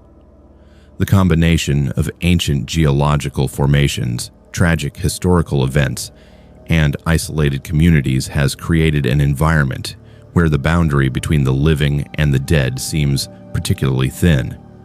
Many of the locations I investigated were sites where traumatic events had occurred, leaving behind what paranormal researchers call residual energy that can manifest as unexplained sounds, voices, or visual phenomena. In the autumn of 2015, I was contacted by Jovi Henderson, a 28-year-old sound engineer from Nashville who specialized in historical audio preservation. She had been commissioned by the Tennessee Historical Society to document the acoustic properties of an abandoned tuberculosis sanitarium located deep in the Great Smoky Mountains. The facility, known as Waverly Hills East, had operated from 1910 to 1961 as a treatment center for patients suffering from tuberculosis and other respiratory diseases. During its operational period, an estimated 8,000 people had died within its walls, making it one of the most significant sites of human suffering in the region. Jovi's assignment was to create a comprehensive audio record of the building's acoustic properties for historical preservation purposes, documenting how sound traveled through the various floors, rooms, and corridors of the massive brick structure. The Tennessee Historical Society wanted this information to help future restoration efforts and to provide educational materials for visitors who might tour the facility once it was converted into a historical site. The project required sophisticated recording equipment and extensive technical expertise, which made Jovi uniquely qualified for the assignment. The sanitarium was located approximately 40 miles southeast of Knoxville, accessible only by a narrow mountain road that wound through dense forest for the final 8 miles. The building itself was an imposing 4-story structure constructed of red brick and limestone, designed in the early 20th century institutional style that emphasized functionality over aesthetics. Multiple wings extended from the central building, creating a complex layout with over 200 rooms, including patient wards, surgical suites, administrative offices, and staff quarters. The facility had been abandoned for over 50 years, leaving it in a state of decay that made navigation dangerous and acoustic measurements challenging. Jovi contacted me because she had begun experiencing unexplained audio phenomena during her initial recordings at the sanitarium. Her sophisticated equipment was picking up sounds that should not have been present in an abandoned building, including voices, footsteps, and what sounded like medical equipment operating despite the fact that all electricity had been disconnected decades earlier. She wanted a second opinion from someone with experience in paranormal audio analysis to help determine whether her recordings contained genuine unexplained phenomena or were simply the result of technical malfunctions or environmental factors.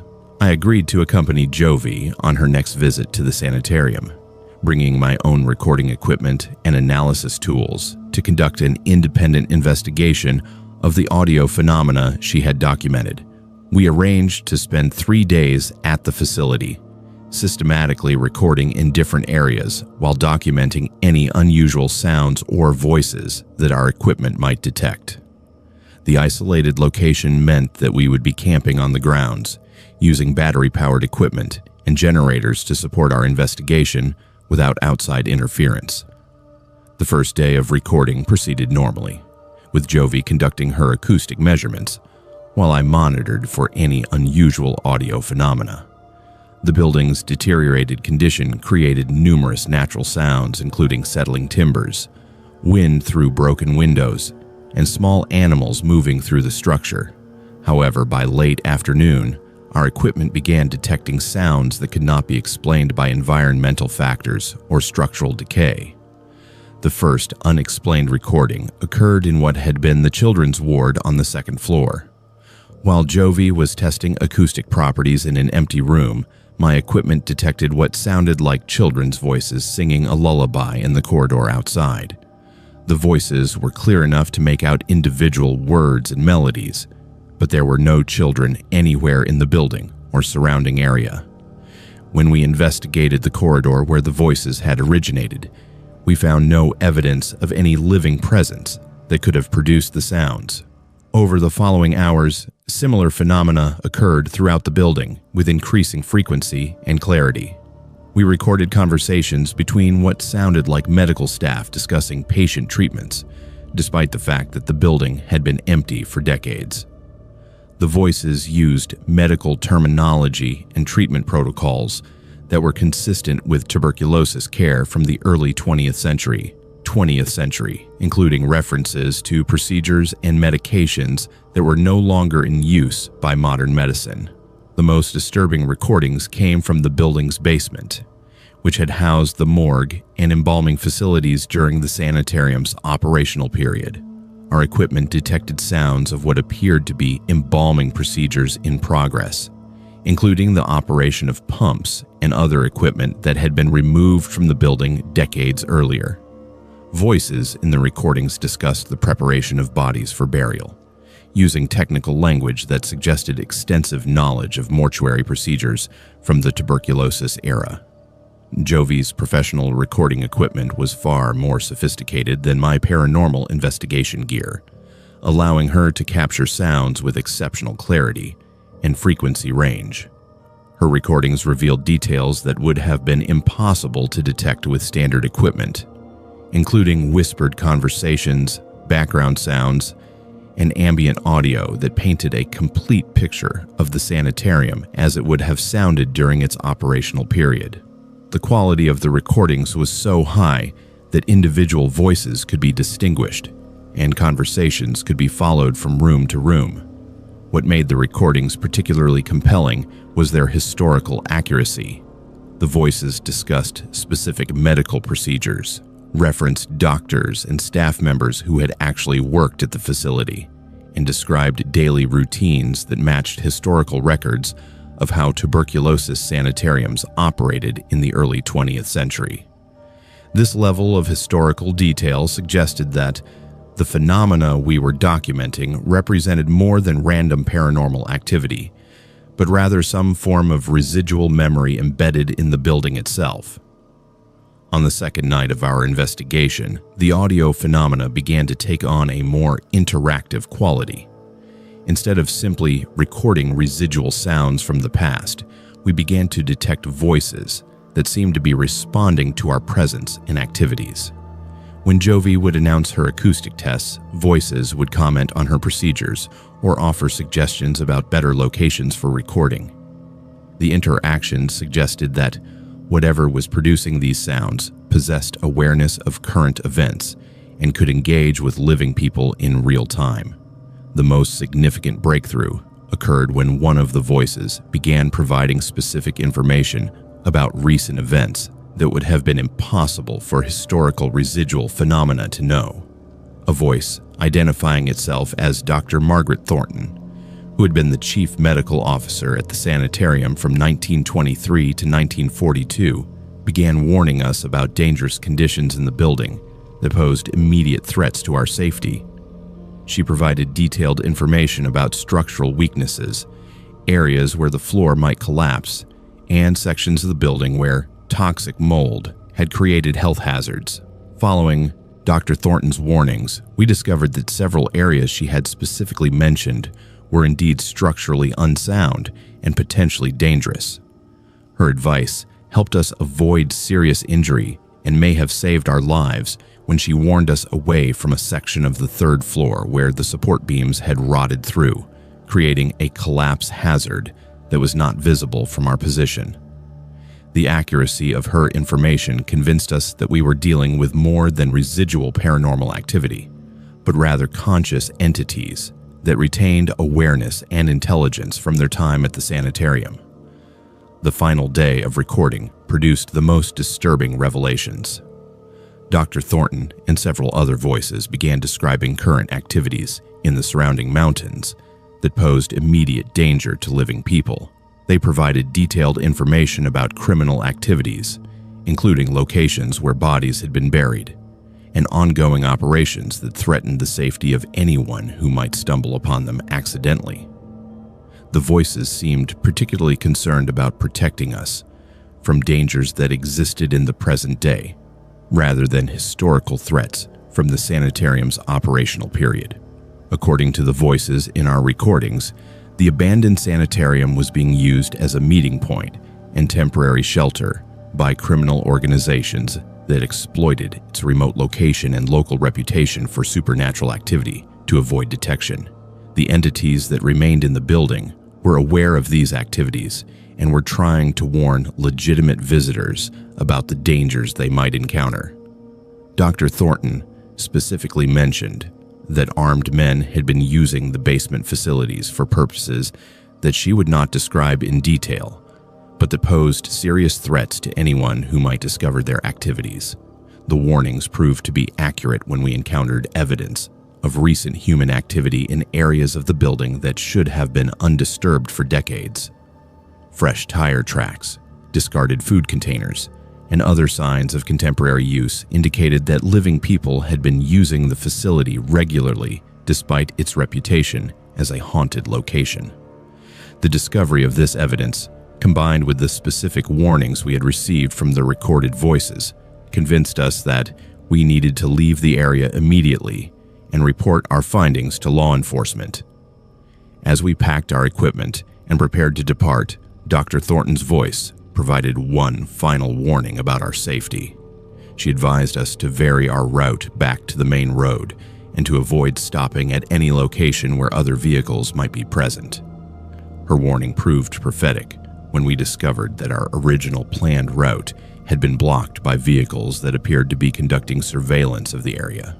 Following the alternative route suggested by the recorded voice, we were able to leave the mountain without encountering any of the individuals who were apparently monitoring access to the sanitarium. The audio recordings from our 3-day investigation provided compelling evidence that consciousness can survive physical death and that entities from the past can maintain awareness of current events and interact with living people. However, the recordings also revealed that some locations that appear to be simply haunted may actually be sites where ongoing criminal activities create very real dangers for investigators and visitors. The voices that guided us to safety at the abandoned sanitarium demonstrated that paranormal phenomena can sometimes serve as a warning system that protects the living from threats in the physical world. Jovi completed her acoustic documentation project for the Tennessee Historical Society, though her final report included recommendations that the facility not be opened for public tours due to safety concerns that extended beyond structural hazards. The recordings we made during our investigation remain in my private collection, serving as evidence that the boundary between the living and the dead is far more permeable than conventional science acknowledges. The voices of those who died at Waverly Hills East continue to watch over their former home, protecting visitors from dangers that exist in both the spiritual and physical realms. My name is Reverend Samuel Williams, and for 32 years, I served as pastor of the Piney Grove Baptist Church in the remote mountains of West Virginia, ministering to families who had lived in those hollows for generations. My congregation included descendants of the earliest European settlers, people whose ancestors had carved homesteads from the wilderness in the late 1700s and early 1800s. These mountain families maintained traditions and beliefs that blended Christianity with older folk practices, creating a unique spiritual culture that acknowledged both divine providence and supernatural forces that predated organized religion in the region. The mountains of central West Virginia are steeped in history that goes back far beyond European settlement.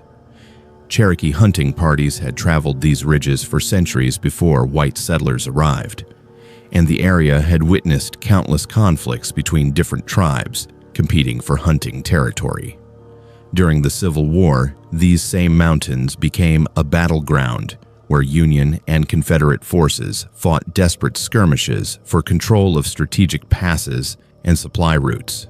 The combination of ancient indigenous history and more recent wartime tragedy had left an indelible mark on the spiritual landscape of the region. In the summer of 2018, I was approached by the Garrett family about their youngest son, Anakin, a 21-year-old man who had been experiencing what they described as prophetic visions since childhood. The family had been members of my congregation for over 40 years, and I had known Anakin since he was baptized as an infant in the creek that ran behind our church. He was a quiet, thoughtful young man who worked on his family's small farm and had always shown an unusual sensitivity to spiritual matters that his parents and grandparents interpreted as a divine gift. According to his family, Anakin had begun having vivid dreams and waking visions that depicted historical events in remarkable detail, particularly scenes from the Civil War era that had occurred in the immediate vicinity of their family property. The visions were so specific and historically accurate that they had convinced his parents and other family members that he possessed some form of supernatural insight into past events. However, the visions had recently become more frequent and disturbing, causing Anakin significant distress and raising concerns about his mental and spiritual well-being. The Garrett family homestead was located in a remote holler called Devil's Branch, approximately 15 miles from the main town and accessible only by a narrow dirt road that wound through dense forest and across several creek beds. The property had been in the family since 1847, when Anakin's great-great-grandfather had claimed the land and built the original log cabin that still served as the family home. The surrounding mountains contained numerous Civil War sites, including the remains of Confederate fortifications and several unmarked graves that had been discovered over the years by family members working their fields. Anakin agreed to meet with me at the old Piney Grove Church, a small wooden structure that had been built in 1862 on land donated by his ancestors. The church sat on a hill overlooking the valley where several Civil War skirmishes had taken place, and its cemetery contained graves dating back to the earliest settlement period. Anakin had specifically requested that we meet at the church because he said his visions were strongest in that location, and he wanted me to witness what he was experiencing firsthand. When I arrived at the church that evening, I found Anakin sitting quietly in the front pew, staring at the simple wooden cross that hung behind the pulpit. He appeared calm but tired, with the drawn expression of someone who had not been sleeping well for an extended period. He explained that the visions had been occurring almost daily for the past month, usually triggered by his proximity to specific locations around the family property and the church grounds. The experiences were so vivid and realistic that he sometimes had difficulty distinguishing between the visions and his normal waking consciousness.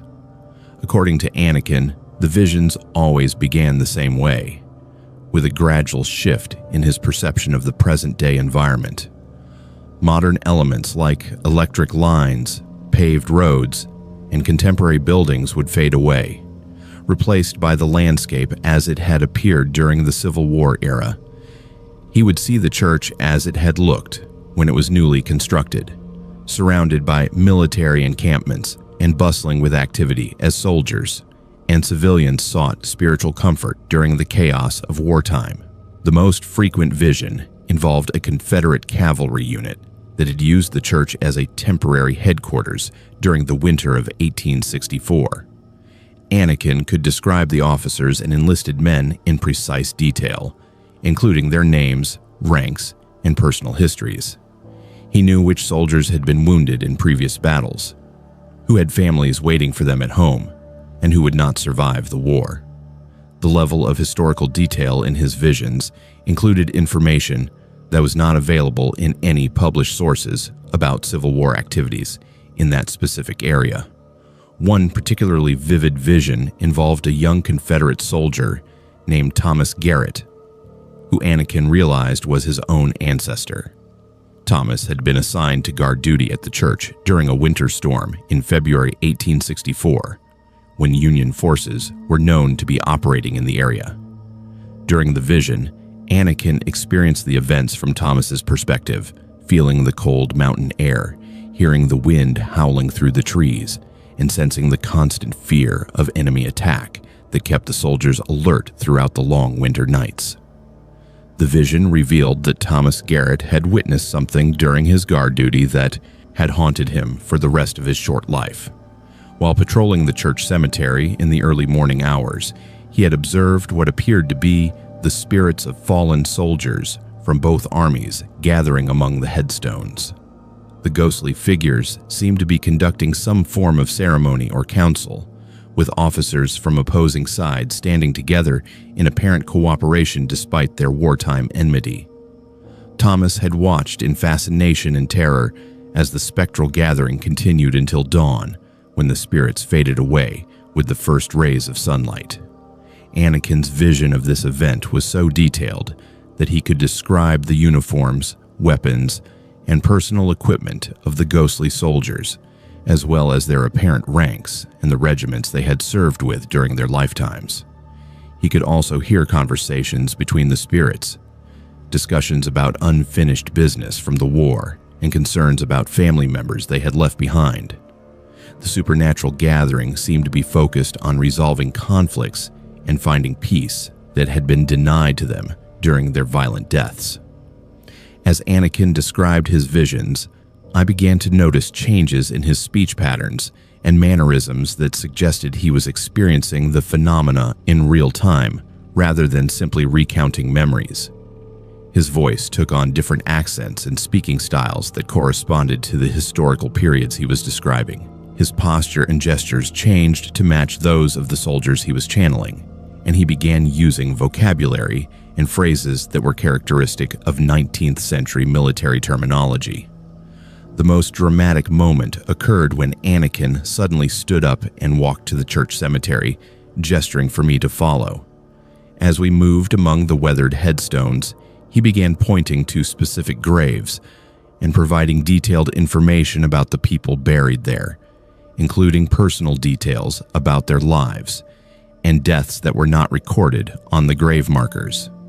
He described family relationships, occupations, and life events with the casual familiarity of someone who had known these people personally, despite the fact that they had died decades before he was born. At one particular grave, Anakin stopped and began speaking in a voice that was not his own. The words came from his mouth, but the speech patterns, accent, and personality were completely different from his normal manner of speaking. The voice identified itself as Thomas Garrett and began explaining the significance of the supernatural gathering that had occurred in the cemetery during the winter of 1864. According to this entity speaking through Anakin, the spirits of Civil War soldiers from both armies continued to meet at the church cemetery on the anniversary of their deaths, seeking resolution for conflicts that had remained unfinished at the time of their passing. The spirit of Thomas Garrett revealed that the Garrett family had been chosen to serve as intermediaries between the living and the dead, helping to resolve these spiritual conflicts and allowing the restless souls to find peace. Anakin's visions were not random supernatural experiences, but rather a hereditary gift that had been passed down through the family bloodline for generations. Previous members of the family had possessed similar abilities, but had kept them secret to avoid persecution or misunderstanding from their community. The spirit explained that the Civil War had created enormous amounts of unresolved trauma and spiritual energy in the mountains, with soldiers from both sides dying far from home, with important messages undelivered and personal business left unfinished.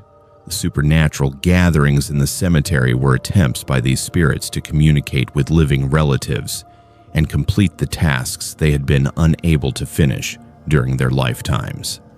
Anakin's role was to serve as a conduit for these communications, helping the spirits find closure and move on to whatever spiritual realm awaited them. As the evening progressed, Anakin channeled several other spirits who provided additional information about historical events in the area and explained the spiritual significance of various locations throughout the mountains. Each entity had its own distinct personality and speaking style, with knowledge and perspectives that reflected their individual experiences during life. The spirits seemed grateful for the opportunity to communicate with the living world and eager to share information that had been trapped with them in death. The final revelation came when Thomas Garrett's spirit revealed the truth about Anakin's family history and the source of his supernatural abilities. The Garrett family had not simply been early settlers in the area, but had been specifically drawn to these mountains by spiritual forces that recognized their potential as intermediaries between the living and the dead. The family's connection to the land went beyond mere ownership to encompass a spiritual responsibility for helping lost souls find peace and resolution. The spirit warned that Anakin's abilities would continue to strengthen as he matured, and that he would be called upon to help an increasing number of restless spirits as he learned to control and channel his gift. However, the spirit also cautioned that this responsibility came with significant personal costs, including isolation from normal social relationships and the constant burden of carrying messages and emotions from the dead. Anakin would need to develop strong spiritual defenses and seek guidance from experienced mentors to avoid being overwhelmed by the supernatural forces he was meant to serve.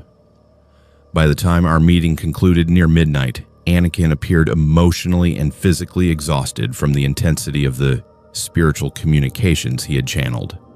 However, he also seemed more at peace with his abilities, having gained a better understanding of their purpose and significance. He agreed to work with me on developing his spiritual gifts in ways that would honor his family's legacy while protecting his own mental and emotional well-being. The experience at Piney Grove Church convinced me that Anakin Garrett possessed genuine supernatural abilities that connected him to historical events and spiritual entities from the Civil War era.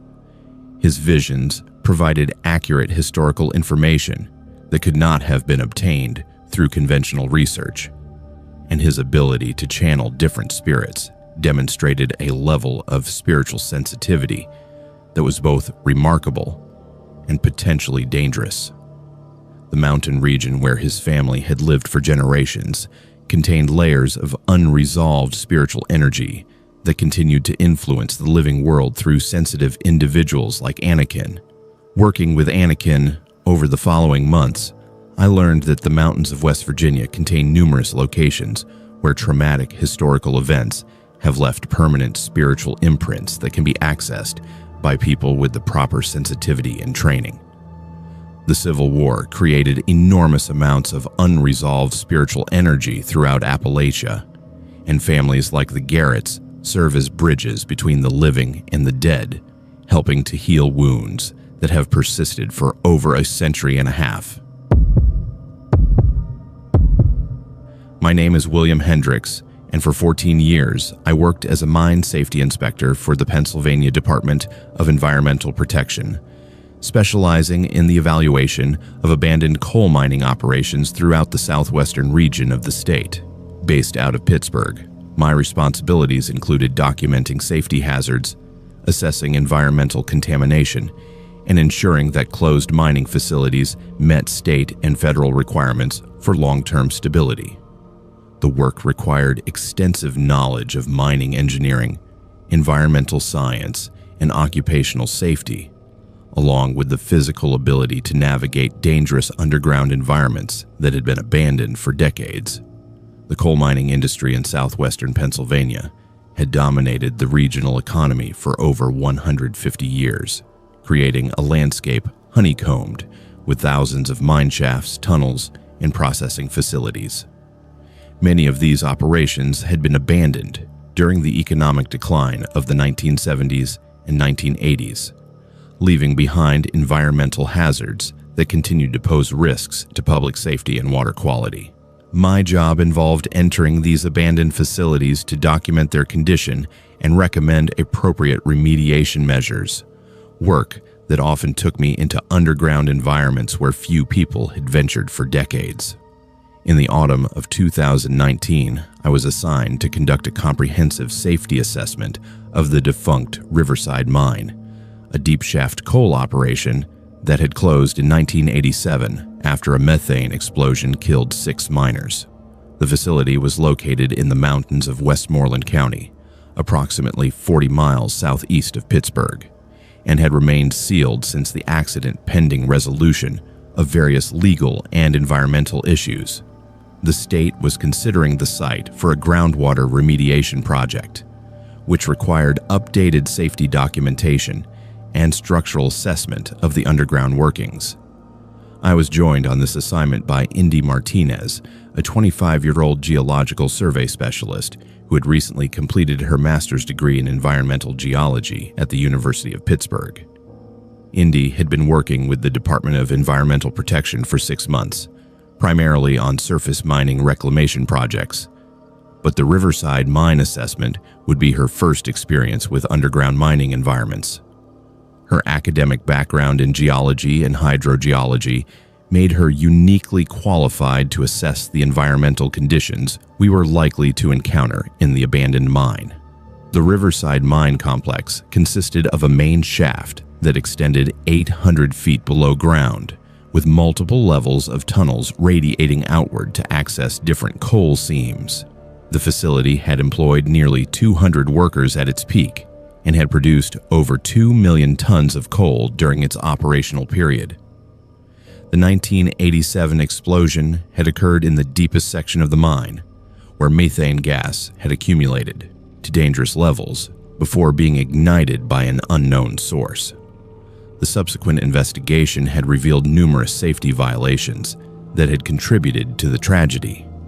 Access to the underground workings required descending through the main shaft in a construction elevator that had been installed for maintenance purposes after the mine closure. The shaft was equipped with ventilation fans and safety monitoring equipment, but the air quality and structural integrity of the tunnels remained uncertain after 32 years of abandonment. Our safety protocols required continuous monitoring of atmospheric conditions, including oxygen levels, methane concentrations, and carbon monoxide presence. The descent into the Riverside Mine took nearly 15 minutes, with stops at various levels to inspect structural conditions and document safety hazards. The main shaft was in reasonably good condition, with concrete reinforcement and steel supports that appeared stable despite their age. However, the deeper we went, the more evidence we found of water infiltration, structural deterioration, and other problems that had developed since the mine's closure. The temperature dropped noticeably as we descended, and the air became thick with the musty smell of decay and stagnant water. Our first indication that something unusual was happening came when we reached the 600-foot level, where our electronic monitoring equipment began malfunctioning without apparent cause. The methane detectors produced erratic readings that fluctuated wildly. The oxygen monitors gave inconsistent measurements, and our radio communications with the surface became intermittent despite the presence of signal boosters throughout the shaft. The equipment failures were concerning from a safety standpoint, but we had backup monitoring devices and emergency communication systems that allowed us to continue the inspection. Indy was particularly troubled by the equipment malfunctions because her geological instruments were also producing anomalous readings. Her digital compass spun randomly rather than pointing toward magnetic north. Her GPS unit could not maintain a satellite connection despite being equipped with underground navigation capabilities, and her ground-penetrating radar showed subsurface structures that did not correspond to the known mine layout. The instrument failures suggested some form of electromagnetic interference that should not have been present in an abandoned coal mine. As we moved deeper into the tunnel system, we began encountering visual phenomena that could not be explained by normal environmental conditions. Shadows seemed to move independently of our flashlight beams, creating the illusion of human figures walking parallel to our path through adjacent tunnels. The shadows appeared to maintain consistent size and movement patterns, suggesting they were not simply optical illusions caused by our lighting or the irregular surfaces of the mine walls. Indy documented these observations with her camera, but the photographs showed only empty tunnels with normal shadow patterns. The most disturbing phenomena occurred when we reached the area where the 1987 explosion had taken place. Despite the passage of over 30 years, the tunnels in this section showed obvious signs of the violent event that had killed 6 miners. Soot stains covered the walls and ceiling. Debris remained scattered on the tunnel floor, and twisted metal supports testified to the force of the methane explosion. However, mixed with these physical remnants of the tragedy were signs of more recent human activity that should not have been present in a sealed mine. Fresh footprints were clearly visible in the coal dust that covered the tunnel floors, along with recent tire tracks from what appeared to be mining equipment. The tracks led deeper into the mine system, suggesting that someone had been using heavy machinery in the abandoned tunnels, despite the fact that the facility had been officially sealed for decades. More disturbing were the sounds we began hearing from the deeper tunnels, including the distant operation of mining equipment and what sounded like human voices engaged in coordinated work activities. Indy's geological training had prepared her to identify evidence of recent mining activity, and she confirmed that someone had been extracting coal from the abandoned mine within the past few months. Fresh excavation marks were visible in the tunnel walls. Recently disturbed coal seams showed signs of mechanical extraction, and support timbers had been installed using modern techniques and materials. The unauthorized mining operation appeared to be extensive and well organized, suggesting involvement by individuals with access to professional mining equipment and expertise. Our investigation took a dangerous turn when we discovered that the unauthorized mining activities had compromised the structural integrity of the tunnel system. Areas that had been stable for decades showed evidence of recent collapse, with debris blocking several passages and creating unstable conditions throughout the affected section. The unauthorized miners had apparently ignored safety protocols in their rush to extract coal, creating hazards that posed immediate threats to anyone entering the area. Our safety equipment began registering dangerous levels of methane and carbon monoxide that indicated imminent risk of explosion. As we prepared to evacuate the dangerous area and report our findings to state authorities, we encountered the most terrifying aspect of the unauthorized mining operation. The sounds of human activity that we had been hearing grew closer and more distinct, including voices discussing work assignments and equipment operation. However, when we used our high-powered flashlights to illuminate the areas where the sounds originated, we found only empty tunnels with no signs of recent human presence. Indy suggested that we might be experiencing audio hallucinations caused by dangerous gas concentrations, but our monitoring equipment indicated that atmospheric conditions were within safe ranges in our immediate vicinity. The voices seemed to be coming from sections of the mine where gas accumulations would have made human activity impossible. Yet the conversations we heard included detailed technical discussions about coal extraction and mining procedures that required extensive professional knowledge. The final revelation came when we discovered that the voices we were hearing matched the names and voices of the 6 miners who had died in the 1987 explosion. Audio recordings from the original accident investigation, which had documented the final radio transmissions of the trapped miners, contained identical speech patterns and technical terminology to the conversations we were witnessing in the abandoned tunnels. The miners who had died over 30 years earlier appeared to be continuing their work activities in the spiritual realm, unaware that they were no longer among the living. Our attempt to communicate with the spiritual miners produced immediate and terrifying results. When Indy called out to warn them about dangerous gas concentrations in their work area, the voices stopped abruptly, and the tunnel system fell into complete silence. Within moments, our monitoring equipment began registering rapidly increasing methane levels that indicated imminent explosion hazard.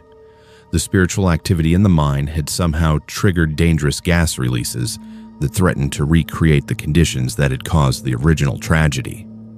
We evacuated the Riverside mine as quickly as our safety protocols allowed, ascending through the main shaft, while monitoring atmospheric conditions and maintaining radio contact with emergency response personnel on the surface. The methane levels continued rising throughout our evacuation, reaching concentrations that would have been lethal if ignited by any spark or heat source. Our escape from the mine was completed just minutes before gas monitoring equipment registered levels that required immediate notification of explosive hazard warnings to all personnel in the area. The subsequent investigation of our findings at the Riverside mine revealed a complex situation involving both criminal activity and supernatural phenomena. State police discovered evidence of a major coal theft operation that had been using the abandoned mine to extract coal illegally while avoiding taxes and environmental regulations. The unauthorized miners had been accessing the facility through concealed entrances and using the tunnel system to transport stolen coal to processing facilities operated by organized crime networks. However, the criminal investigation could not explain the supernatural phenomena that Indy and I had witnessed during our inspection.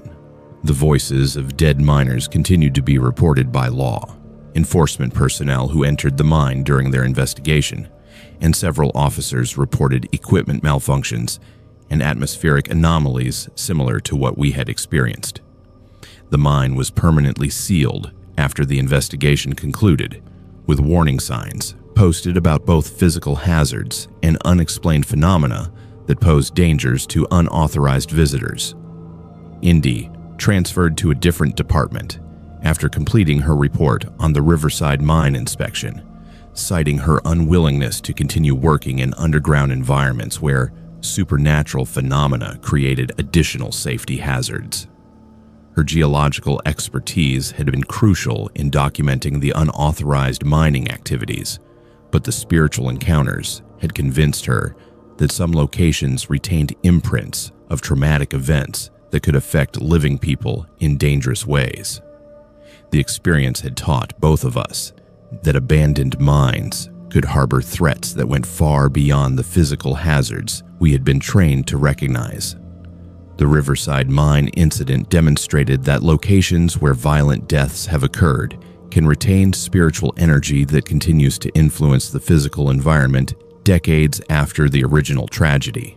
The miners who died in the 1987 explosion had apparently remained in the underground workings where they had spent their final moments, continuing their work activities in the spiritual realm while being unaware of the passage of time or their own deaths. Their ongoing presence created dangerous conditions for living people who entered their domain, triggering gas releases and equipment malfunctions that recreated the hazardous conditions that had originally caused their deaths.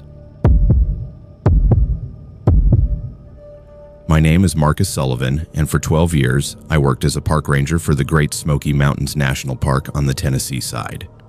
During that time, I walked thousands of miles of backcountry trails, responded to hundreds of search and rescue operations, and encountered just about every type of wilderness emergency you can imagine. Black bear encounters, hypothermia cases, broken bones from falls, heart attacks on steep climbs, flash flood rescues. I thought I had seen it all until the autumn of 2019, when I encountered something in those ancient mountains that still haunts my dreams and forced me to question everything I thought I knew about the natural world. The Appalachian Mountains are among the oldest on Earth, their peaks worn smooth by millions of years of weather and time. The Cherokee called them the place where the spirits dwell. And after 17 years walking those ridges and valleys, I understand why. There are sections of the park where cell phones do not work, where GPS signals fade to nothing, and where the morning mist seems to move with purpose through the trees. Most visitors stick to the well-marked trails and designated camping areas, but my job often took me into the deep backcountry where few people venture and where the mountains keep their oldest secrets. It was late October when I received the call about a missing hiker named Cason Matthews, a 23-year-old college student from Nashville who had been backpacking solo on the Appalachian Trail. His girlfriend had reported him overdue after he failed to check in from Clingman's Dome as planned. According to his itinerary, Cason was an experienced hiker who had planned a 5-day solo trip through some of the more remote sections of the park. He carried proper gear, had filed a backcountry permit, and followed all safety protocols. On paper, he was exactly the type of responsible hiker who rarely caused problems. The initial search began on a Thursday morning with a team of 6 rangers and 2 volunteer search dogs. We started at Cason's last known location, a backcountry campsite near Charlie's Bunyan, where he had signed the trail register 3 days earlier. The weather had been clear and mild, so environmental factors were not a concern. We expected to find him injured somewhere along his planned route, probably with a twisted ankle or broken leg that had prevented him from hiking out on schedule. What we found instead was far more disturbing. At a primitive campsite roughly 8 miles from Charlie's Bunyan, we discovered clear evidence of Cason's presence, but no sign of the man himself. His tent was still standing, properly staked and organized. His sleeping bag remained rolled neatly inside.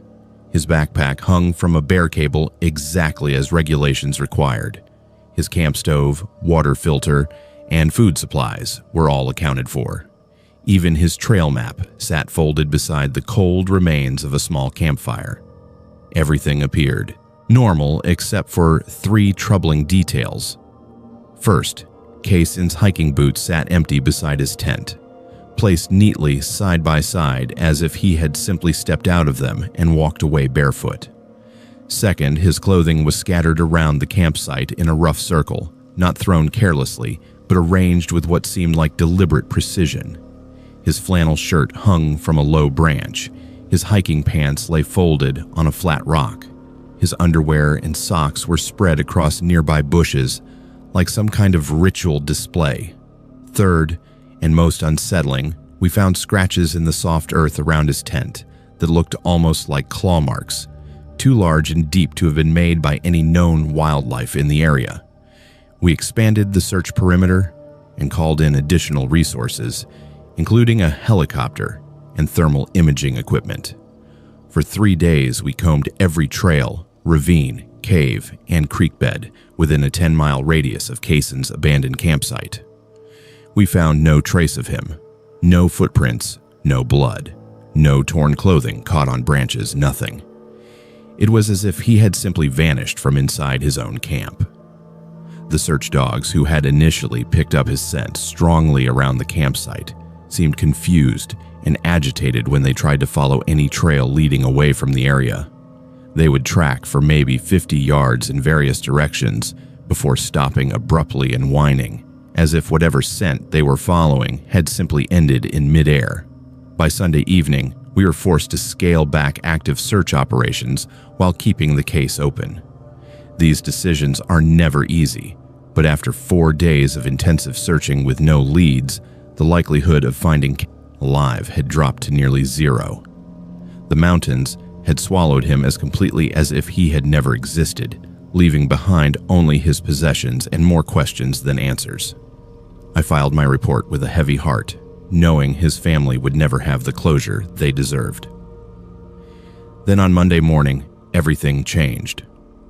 I was at the ranger station, catching up on paperwork, when the call came in. A hiker had walked out of the woods at the Elkmont trailhead, claiming to be the missing person we had spent 4 days searching for. I drove to the scene immediately and found a young man who matched Cason Matthews' description perfectly. Same height, same build, same distinctive facial features, and brown hair. He carried no gear and wore clothes that looked like they had been slept in for days. When I approached him, he smiled and said hello, using Cason's voice, but something about his manner felt wrong in a way I could not immediately identify. I asked him standard questions to verify his identity. He knew Kaysen's full name, his address in Nashville, his girlfriend's name, and details about his hiking experience that only Kaysen would know. He explained that he had gotten lost after leaving his campsite to look for water, had wandered in circles for days, and had finally found his way back to a main trail. His story was plausible enough, and I should have been relieved to find him safe. Instead, I felt a growing sense of unease that I could not shake. Something about his speech patterns seemed off. Kaysen's girlfriend had described him as soft-spoken and thoughtful, but this person spoke in a flat, emotionless tone that never varied. His facial expressions looked forced and unnatural, like someone consciously trying to remember how to smile. Most disturbing of all, when I asked him about specific details of his ordeal, he would pause for several seconds before answering, as if accessing information rather than recalling memories. When he walked, his gait seemed slightly wrong, like he was still learning how his own legs worked. I transported him to the local hospital for a medical evaluation, which was standard protocol for any missing person found after several days. The examining physician found him to be in remarkably good condition considering his supposed ordeal. No dehydration, no significant weight loss, no injuries or signs of exposure. His vital signs were normal, and his mental state appeared stable, though the doctor noted that his responses to questions seemed unusually detached and clinical. After a few hours of observation, he was cleared for release. The case should have been closed at that point. We had found our missing hikers safe and sound, but I could not let it go. Something about the whole situation felt fundamentally wrong, and my instincts had kept me alive through too many dangerous situations to ignore them now. I decided to conduct an unofficial follow-up investigation on my own time, starting with a return visit to Kaysen's abandoned campsite. What I found there made my blood run cold. The campsite had been completely cleaned out. The tent, sleeping bag, backpack, and all of Kaysen's gear had vanished without a trace. Even the bear cable had been removed. The area looked like it had never been occupied at all, with no evidence that anyone had ever camped there. But I knew what I had seen just 4 days earlier, and I had photographs and detailed notes to prove it. Someone or something had gone back and erased every sign of Kaysen's presence from that site.